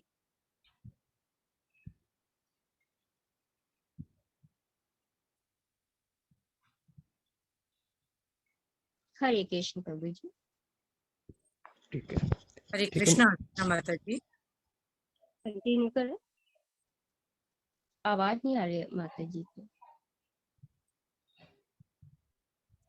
ठीक है, माता जी आप कर लेकर लीजिए। ओके। हरे कृष्ण। भगवान कहते हैं तुम अपने मन को स्थिर करो, मन बुद्धि मुझ में लगाओ, इस प्रकार तुम मुझे प्राप्त कर सकोगे। जिसका मन बुद्धि और इंद्रियां भगवान की सेवा में लग जाती हैं, वे सिर्फ भगवान की सेवा करता है, भगवान के नाम का जाप करता है, अंत में वे भगवान के चरणों में जगह पाता है।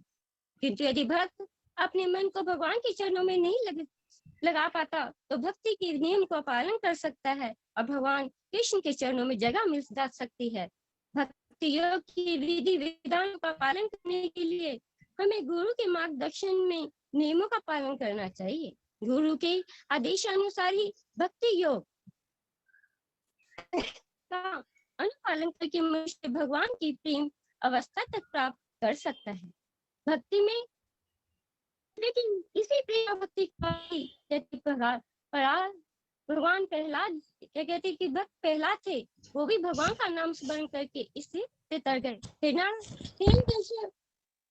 जो थे कहते कि बहुत ही अत्याचारी असुर प्रकृति के राजा थे और भगवान कहते प्रहलाद के लिए उनका उद्धार हुआ। भगवान नरसिंह भगवान कहते कि भगवान के विष्णु ने नरसिंह अवतार लेकर भगवान ने अवतार लेकर क्या हिरण्यकश्यप का उद्धार किया। किसके कारण? वो भगवान भक्त प्रहलाद छोटा सा बच्चा और उसने क्या है भगवान का नाम स्मरण करके भगवान का सायुज्य प्राप्त किया। हरे कृष्ण। धन्यवाद माता जी। अब हमारा आखिरी प्रश्न है और मैं स्मिता माता से रिक्वेस्ट करूंगा कि भगवत गीता 12.13 से 19 में वर्णित कम से कम 5 गुणों की सूची बनाए जो कृष्ण को प्रिय हो, जो आपको विशेष रूप से प्रेरणादायक लगते हैं। कृष्ण भावनामृत के अभ्यास द्वारा गुणों के विकास के तरीकों की चर्चा कीजिए। हरे कृष्ण। धन्यवाद प्रभु जी। हरे कृष्णा सभी का। हरे कृष्णा। समशत्रौ च मित्रे च तथा मानपमानयोः शीतोष्ण सुख दुःखेषु समसङ्गः विवर्जितः तुल्यनिन्दा स्तुतिर्मौनी सन्तुष्टे येन केनचित् अनिकेतः स्थिरमतिर्भक्तिमान् में प्रियो नरः।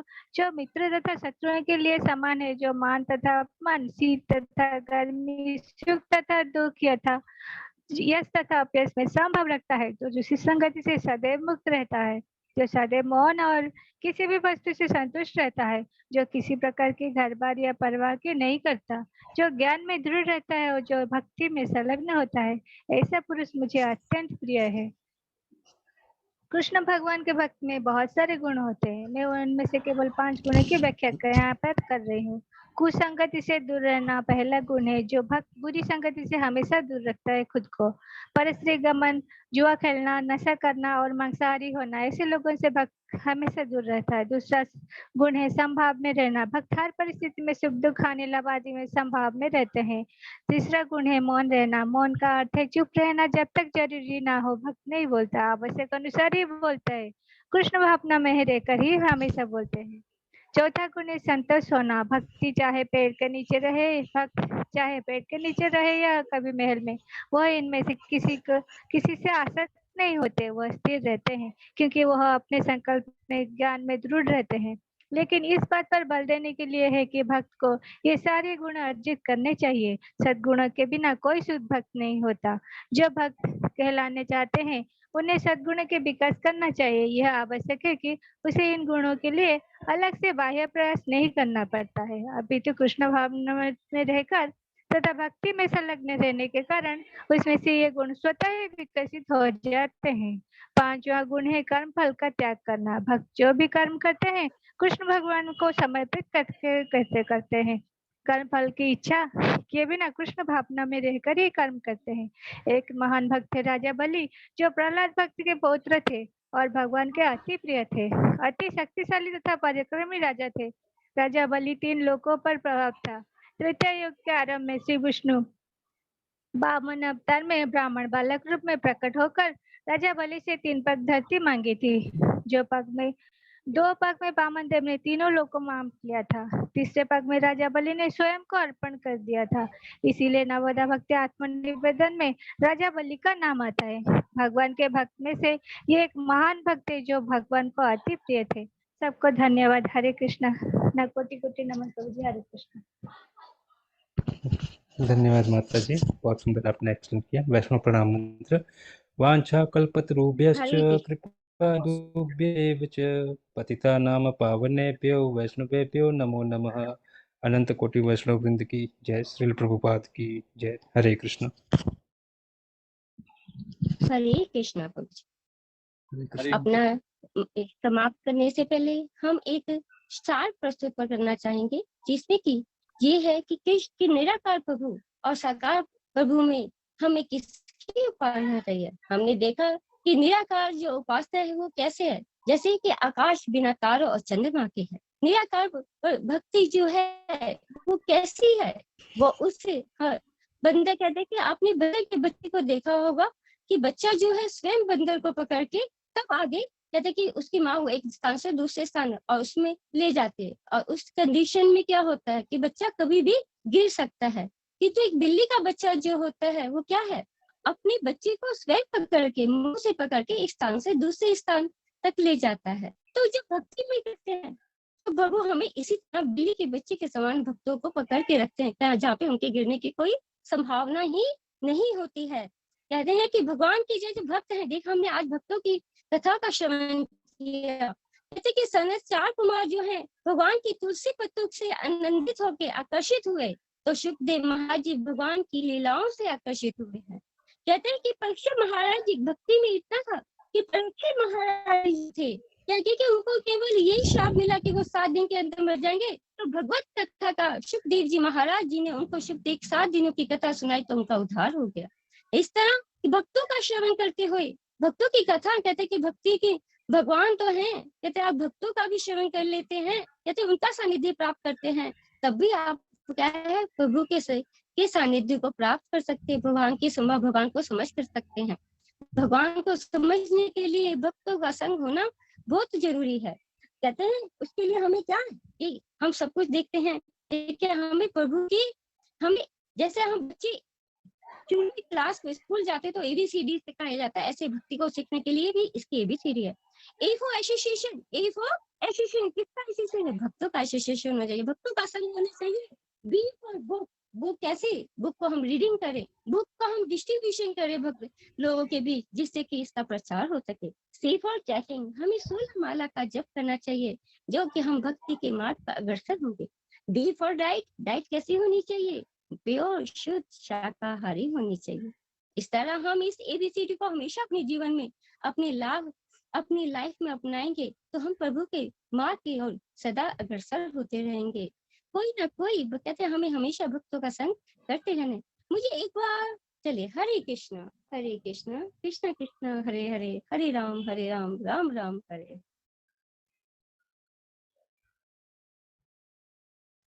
हरे कृष्ण। बहुत सुंदर प्रेजेंटेशन थी, सभी ने, इसमें कोई एक नहीं बोल पाया माता जी ना कोई? हाँ प्रभु जी, अर्चना माता जी का शायद नेट इश्यू था, इसलिए शायद वो नहीं कंटिन्यू कर पाए। तो बहुत अच्छा था आपका, आपने जो लेके आए, स्टेप करके लेके आए, श्लोका का तात्पर्य भी बिल्कुल सटीक था और बोला भी सही है, बिल्कुल बैलेंस था जैसे एक्सपेक्टेशन होती है। तो इसी में जैसे हम जब भी बात करते हैं कि जब गुरु आता है या भगवान आता है, तो उसमें हम समझते हैं कि हमारा अंधकार मिट रहा है। तो जैसे हम बोलते भी हैं कि जब हम गुरु का राम मंत्र बोलते हैं कि ओम अज्ञान तिमिरांधस्य ज्ञान जन शलाकया चक्षुरुन्मिलितं येन तस्मै श्री गुरुवे नमः। जब हम बोलते हैं तो इसका जब गुरु शब्द आता है तो यहाँ पे गुरु, जैसे गुरु अगर ये बोले कि पहली बात तो यह है कि इसी ग्रुप के लिए क्वेश्चन ये है कि इसका मीनिंग क्या है। जो ये हम गुरु प्रणाम मंत्र बोलते हैं उसका मीनिंग क्या, मतलब क्या हमें सिखाता है और क्यों बोलना चाहिए, क्यों बोला जाता है। दूसरा क्वेश्चन है कि क्या गुरु एक से ज्यादा हो सकता है, क्या हम गुरु एक से ज्यादा रख सकते हैं, धारण कर सकते हैं। ठीक है। तीसरा इसी से लगा हुआ क्वेश्चन ये है कि अगर गुरु है तो गुरु से हमें क्या मिलता है, मतलब हम क्या जान सकते हैं। और जैसे हम प्रभुपाद बोलते हैं तो प्रभुपाद का मीनिंग क्या है, श्रील प्रभुपाद जो बोलते हैं तो प्रभुपाद का मीनिंग क्या है। ये 3 क्वेश्चन है। ठीक है प्रभु जी, इसमें से मैं एक बताना चाहूंगा कि जैसे हम शिक्षा गुरु तो एक से अधिक रख सकते हैं, लेकिन दीक्षा गुरु हमारे एक होते हैं।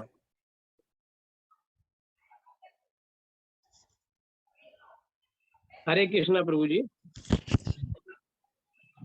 हरे कृष्णा। गुरु का मतलब होता है गुरु जो अंधकार को हर ले। तो ऐसे ज्ञान देने वाले या हमारे अंधकार को हरने वाले एक से अधिक हो सकते हैं, क्योंकि दत्तात्रेय भगवान ने 27 गुरु बनाए अपने। तो इसमें ये तो प्रमाण है कि अधिक गुरु हो सकते हैं। दूसरा ये कि गुरु को प्रणाम करना हमारा परम कर्तव्य है। तो हरे कृष्णा प्रभु जी, हरे कृष्णा, प्रणाम प्रभु जी। प्रभु जी, गुरु और भगवान दोनों रहते हैं। पहले हमें गुरु को पहले प्रणाम करके उनकी पूजा करके फिर भगवान के पास जाना चाहिए। इसीलिए गुरु का महत्व भगवान से भी ज्यादा है, क्योंकि गुरु ही हमें पहला जो शिक्षा देते हैं, हम उनसे ही पहला वो मिलता है। कैसे भगवान को पूजना है, कौन है भगवान, वो ज्ञान तो गुरु ही हमें देते हैं। तो गुरु भगवान से ज्यादा महत्व रखता है। हरे कृष्ण। हरे कृष्ण प्रभु जी। आपका प्रथम सवाल जो था, ओम अज्ञानतिमिरान्धस्य ज्ञानाञ्जन शलाकया चक्षुरुन्मीलितं येन तस्मै श्री गुरुवे नमः। उसका अर्थ होता है कि हे, मैं घोर अज्ञान रूपी अंधकार में पैदा हुआ हूँ और मेरे आध्यात्मिक गुरु ज्ञान रूपी प्रकाश से मेरी आंखें खोल दी और मैं उनको सादर नमस्कार कर रहा हूँ। हरे कृष्णा। हरे कृष्ण प्रभु जी, गुरु की मीनिंग क्या है? गु मतलब अंधकार या अज्ञान, रू मतलब रोशनी। जो अंधकार से रोशनी की तरफ ले जाए उसी गुरु कहते हैं।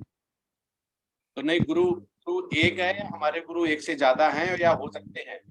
प्रभु जी, शिक्षा गुरु तो कई हो सकते हैं, पर जो नामधारी गुरु होते हैं, जो नाम जिनसे हम नाम लेते हैं, वो एक ही होता है। वो हम जिंदगी में एक, अपने जीवन में एक ही बार वो गुरु बनाते हैं। अगर प्रभुपाद या नमस्कार प्रभु जी या जयपत्र का स्वामी महाराज हमारे गुरु महाराज हैं, वो ये बोले कि मैं ये बोल रहा हूं कि तुम ऐसा करो,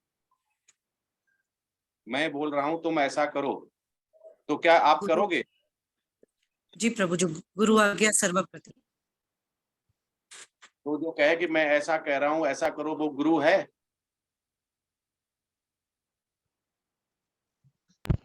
जी प्रभु, गुरु आज्ञा को तो फॉलो करना पड़ेगा, क्योंकि श्री भक्ति सिद्धांत सरस्वती जी ने आदेश दिया था प्रभुपाद जी को कि आप अंग्रेजी बोलने वाले देश में जाइए और वहाँ पे भगवत गीता का प्रचार कीजिए अंग्रेजी भाषी लोगों के बीच में।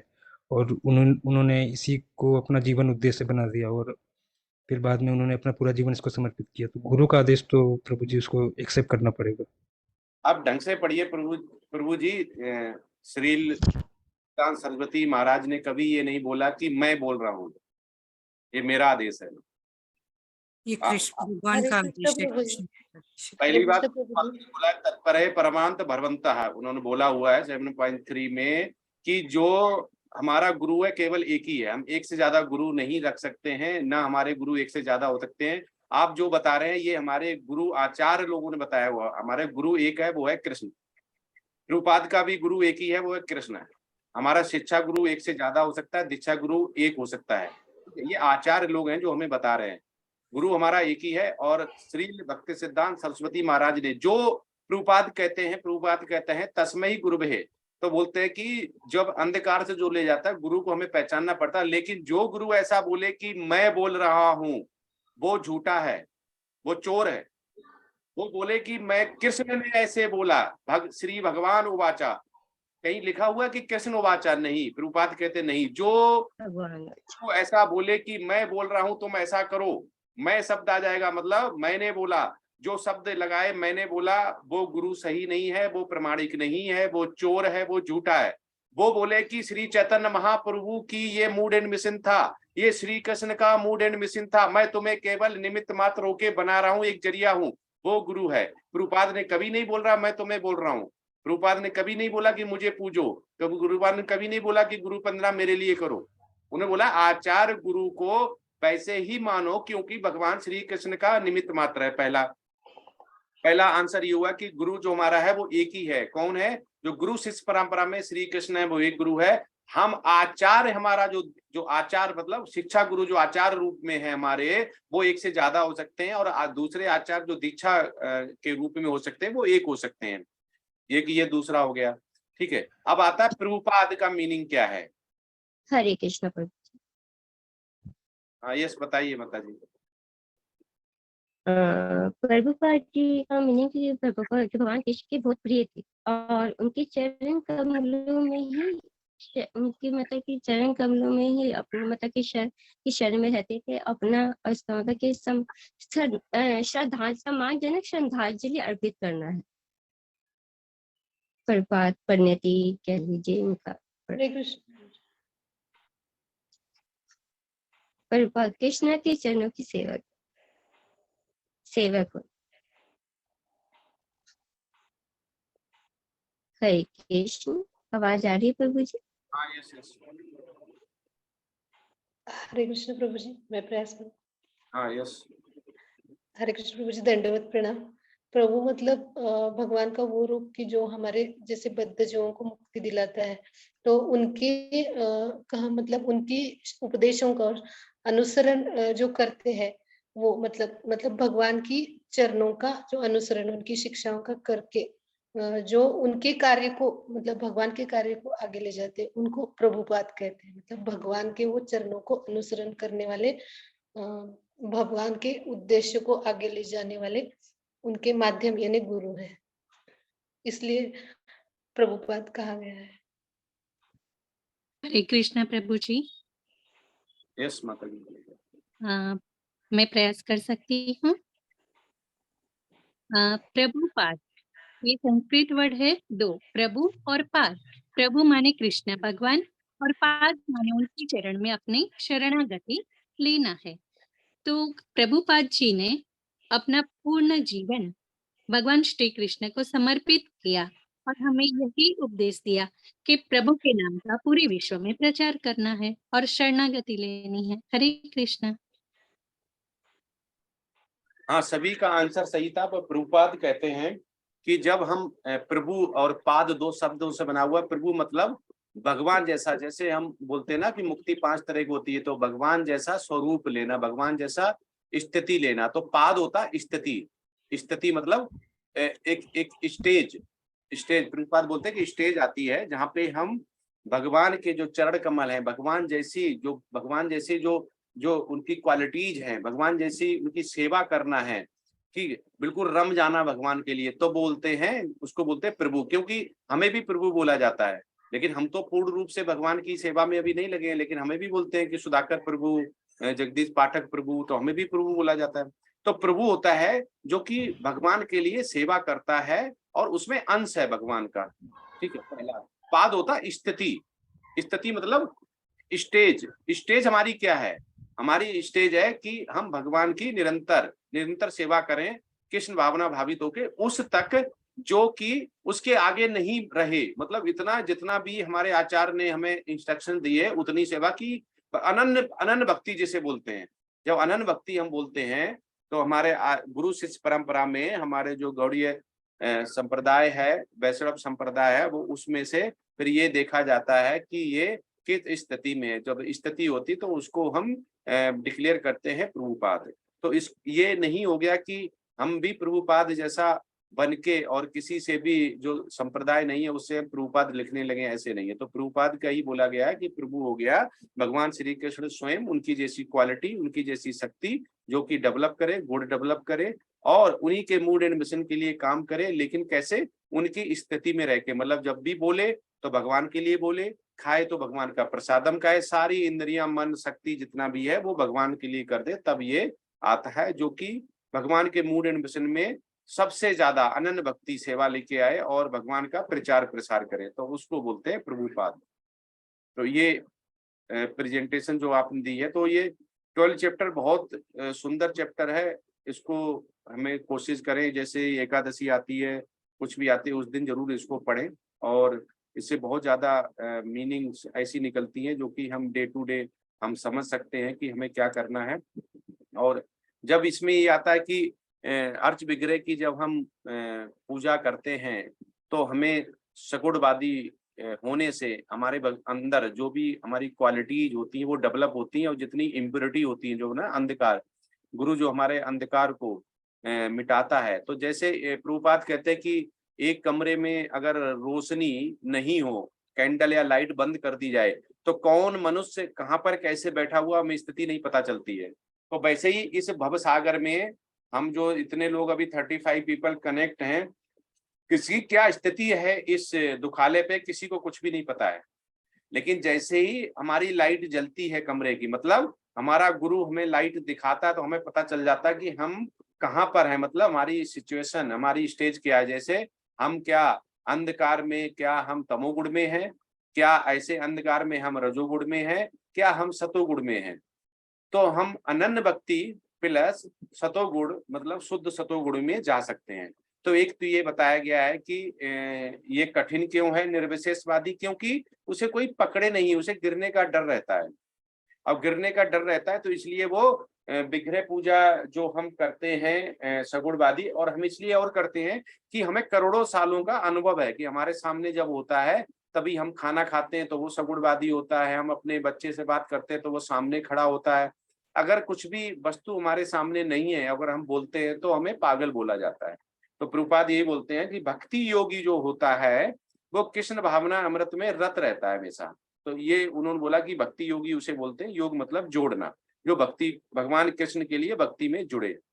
तो अगर हम भक्ति जोड़ते भी हैं तो प्रभुपाद ये बोलते हैं कि हम बगैर विग्रह पूजा के भी बोल सकते हैं कि हम केवल चैंटिंग करते रहें, चैंटिंग करते रहें, ठीक है।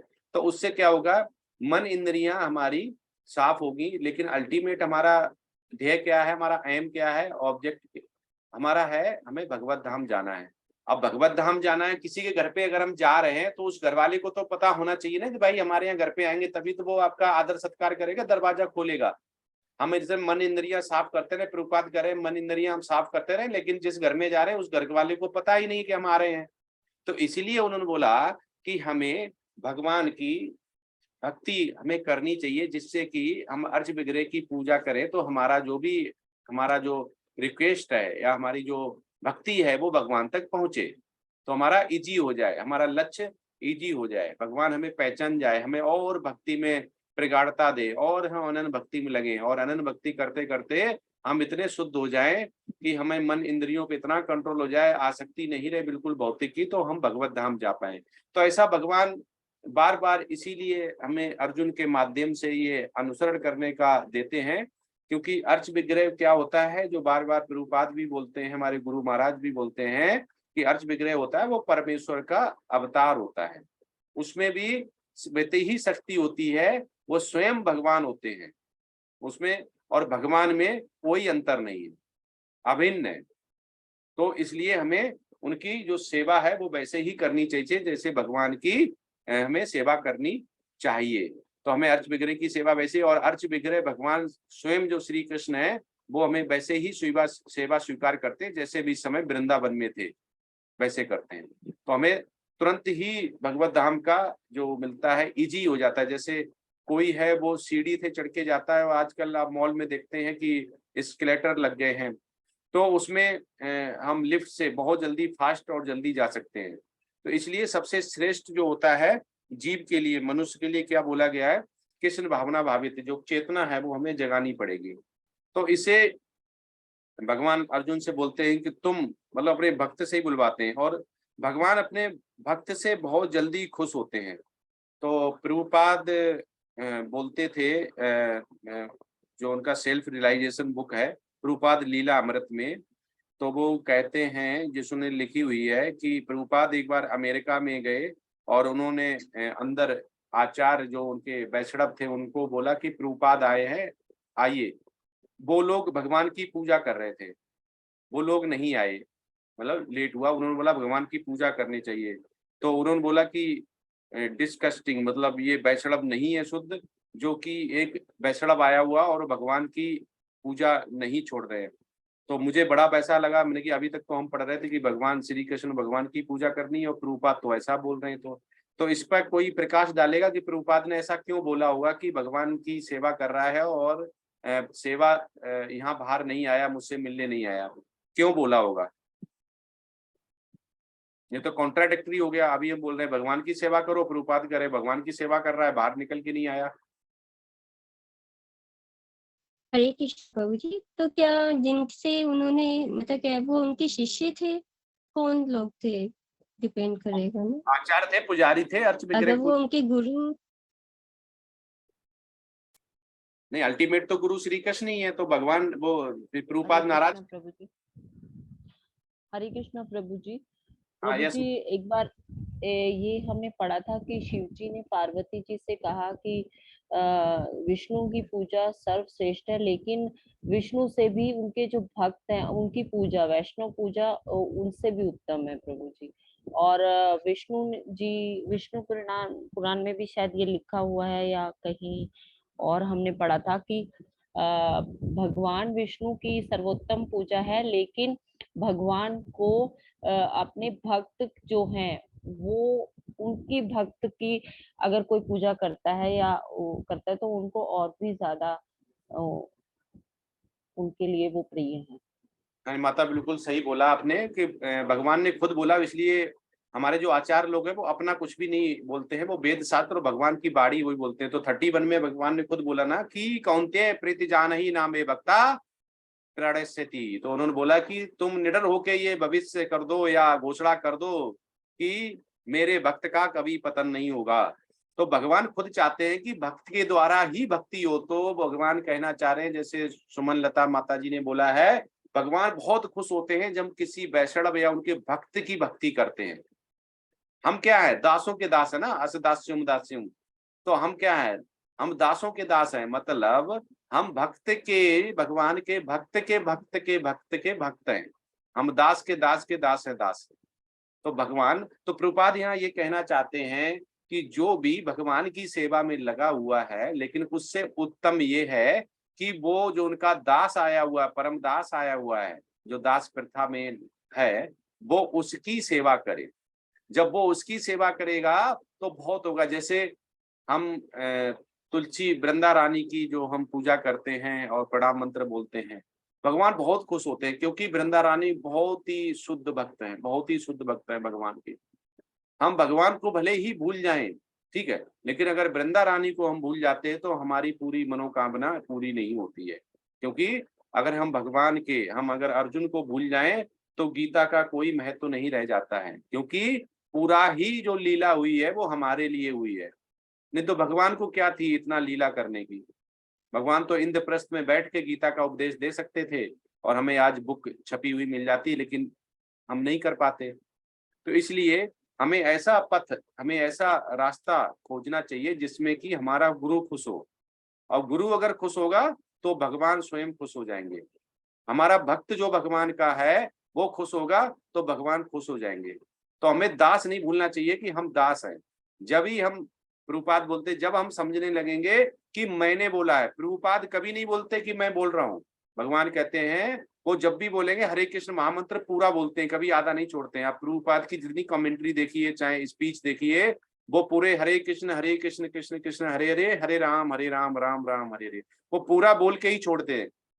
और श्री कृष्ण उवाच भगवान उवाच हमेशा ये नहीं बोलेंगे मैं बोल रहा हूँ, मैंने बोला नहीं, वो बोलेंगे आचार्य ने बोला। आचार्य ने कहाँ से बोला? वेद शास्त्र थे। आचार्य ने क्या बोला? कृष्ण ने बोला है। आचार्य ने क्या बोला? श्री चैतन्य महाप्रभु ने बोला है। कहते जो आचार्य बोला कि मैं भगवान हूं, मैं बोल रहा हूं, तुम ये करो, वो कह रहे वो ढोंगी है, पाखंडी है, वो चोर है। तो ऐसे में कभी हमें नहीं करना चाहिए।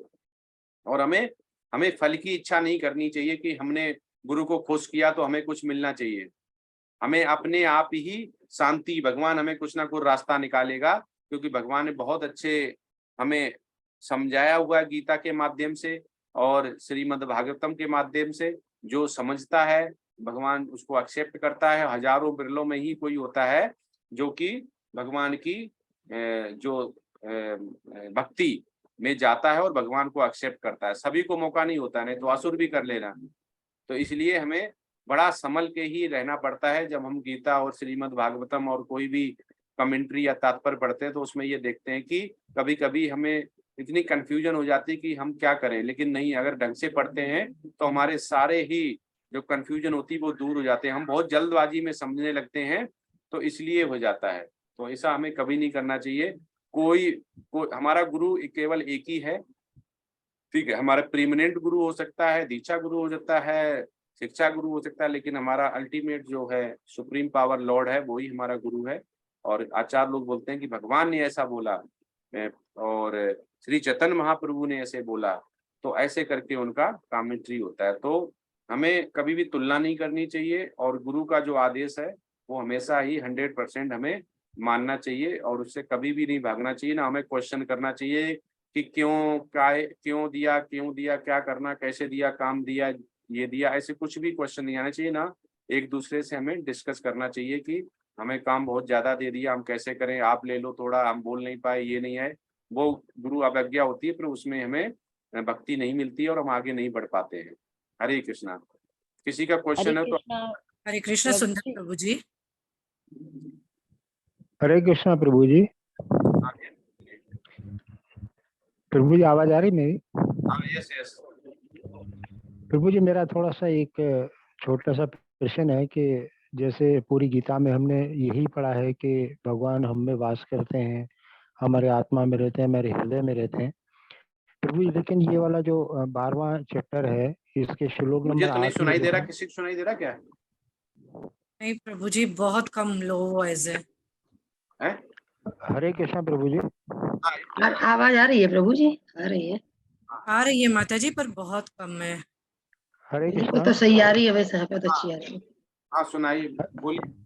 हरे कृष्ण प्रभु जी। मैं ये मेरा क्वेश्चन था कि जैसे हम गीता में सब जगह पढ़ा है कि भगवान हमारे हृदय में वास करते हैं, तो लेकिन 12 नंबर जो अध्याय है इसके श्लोक नंबर 8 में ये बोला गया है कि मुझ भगवान में अपने चित्त को स्थिर करो और अपनी सारी बुद्धि मुझ में लगाओ, इस प्रकार तुम निस्संदेह मुझ में सदैव वास करोगे। तो प्रभु जी थोड़ा सा संशय ये था कि भक्त लोग कैसे भगवान के हृदय में वास करेंगे? भक्त लोग भगवान के हृदय में थोड़ी करेंगे, भगवान हमारे हृदय में।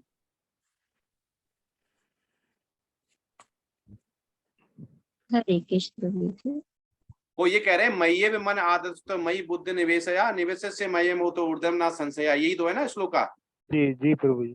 हाँ, तो इसमें वो ये कहते हैं कि अपने मन को, मतलब हमारा मन उसमें मुझ में स्थापित करो, मतलब भगवान के अर्च विग्रह में भगवान का ही याद करो, भगवान के बारे में ही सोचो, भगवान का ही प्रसादम बनाओ, उनका ही खाओ और अपनी बुद्धि भौतिक में मत लगाओ, अपनी बुद्धि मेरे में लगाओ। मतलब भगवान ऑल अट्रैक्टिव है, भगवान ने ये किया, भगवान ने ये लीला की, भगवान ने ये बोला हुआ है, ये वो कह रहे ये सब तुम करते हुए, ठीक है, मुझ में ही रहोगे, मतलब मुझ में निवास करोगे। मुझ में निवास मतलब उनका जो गुण है, जो उनमें सबसे ज्यादा जो गुड क्वालिटीज है, 64 क्वालिटीज हैं, वैसी डेवलप होने लगेंगी और आप भगवत धाम जा पाएंगे। जैसे हाई स्कूल में एडमिशन लेने के लिए हमें 9th क्रॉस करना पड़ेगा और एलिजिबिलिटी क्राइटेरिया फुलफिल करना पड़ेगा, तभी हम एडमिशन ले पाएंगे।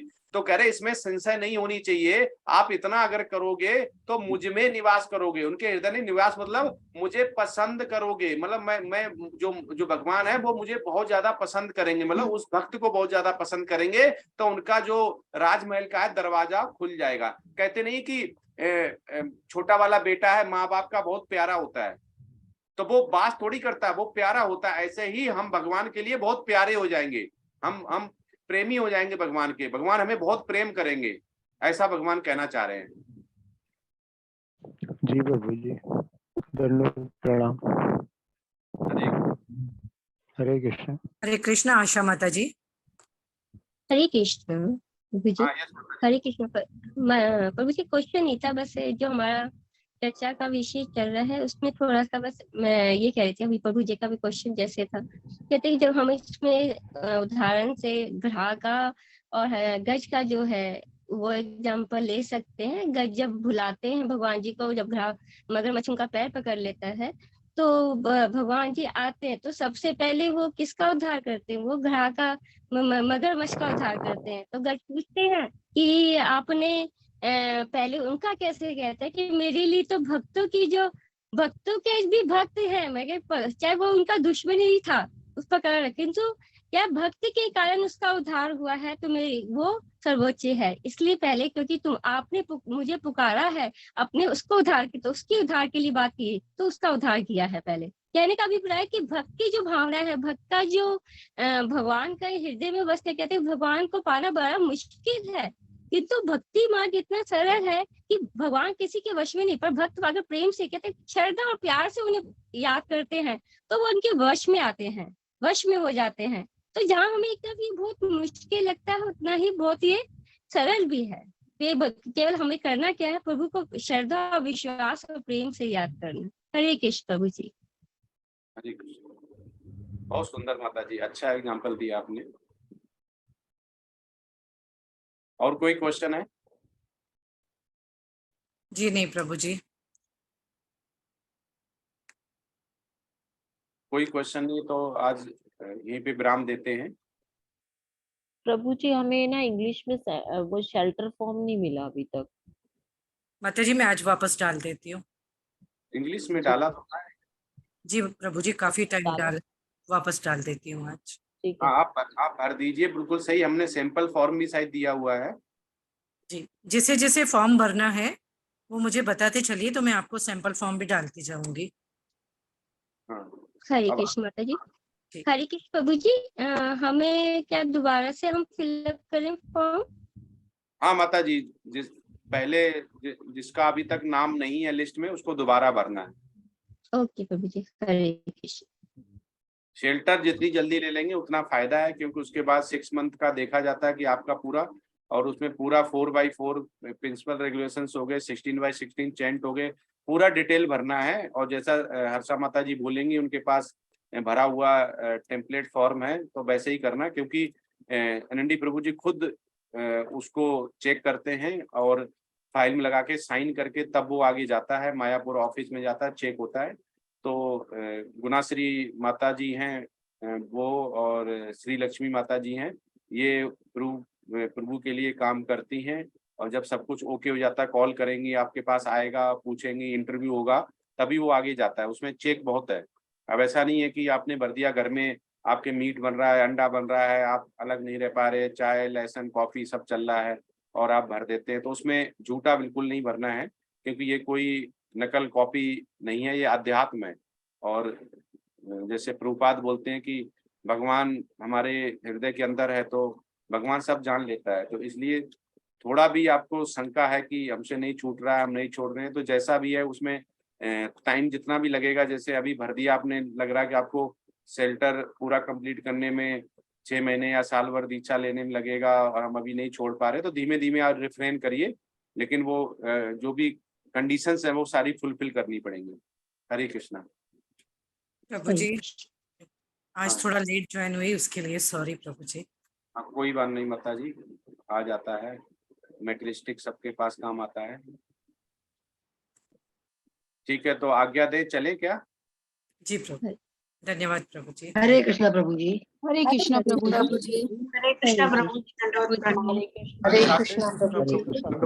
हरे कृष्णा प्रभु जी, हरे कृष्णा प्रभु जी। पांचा कलप रूपस्य कृपा सिंधु वैवचा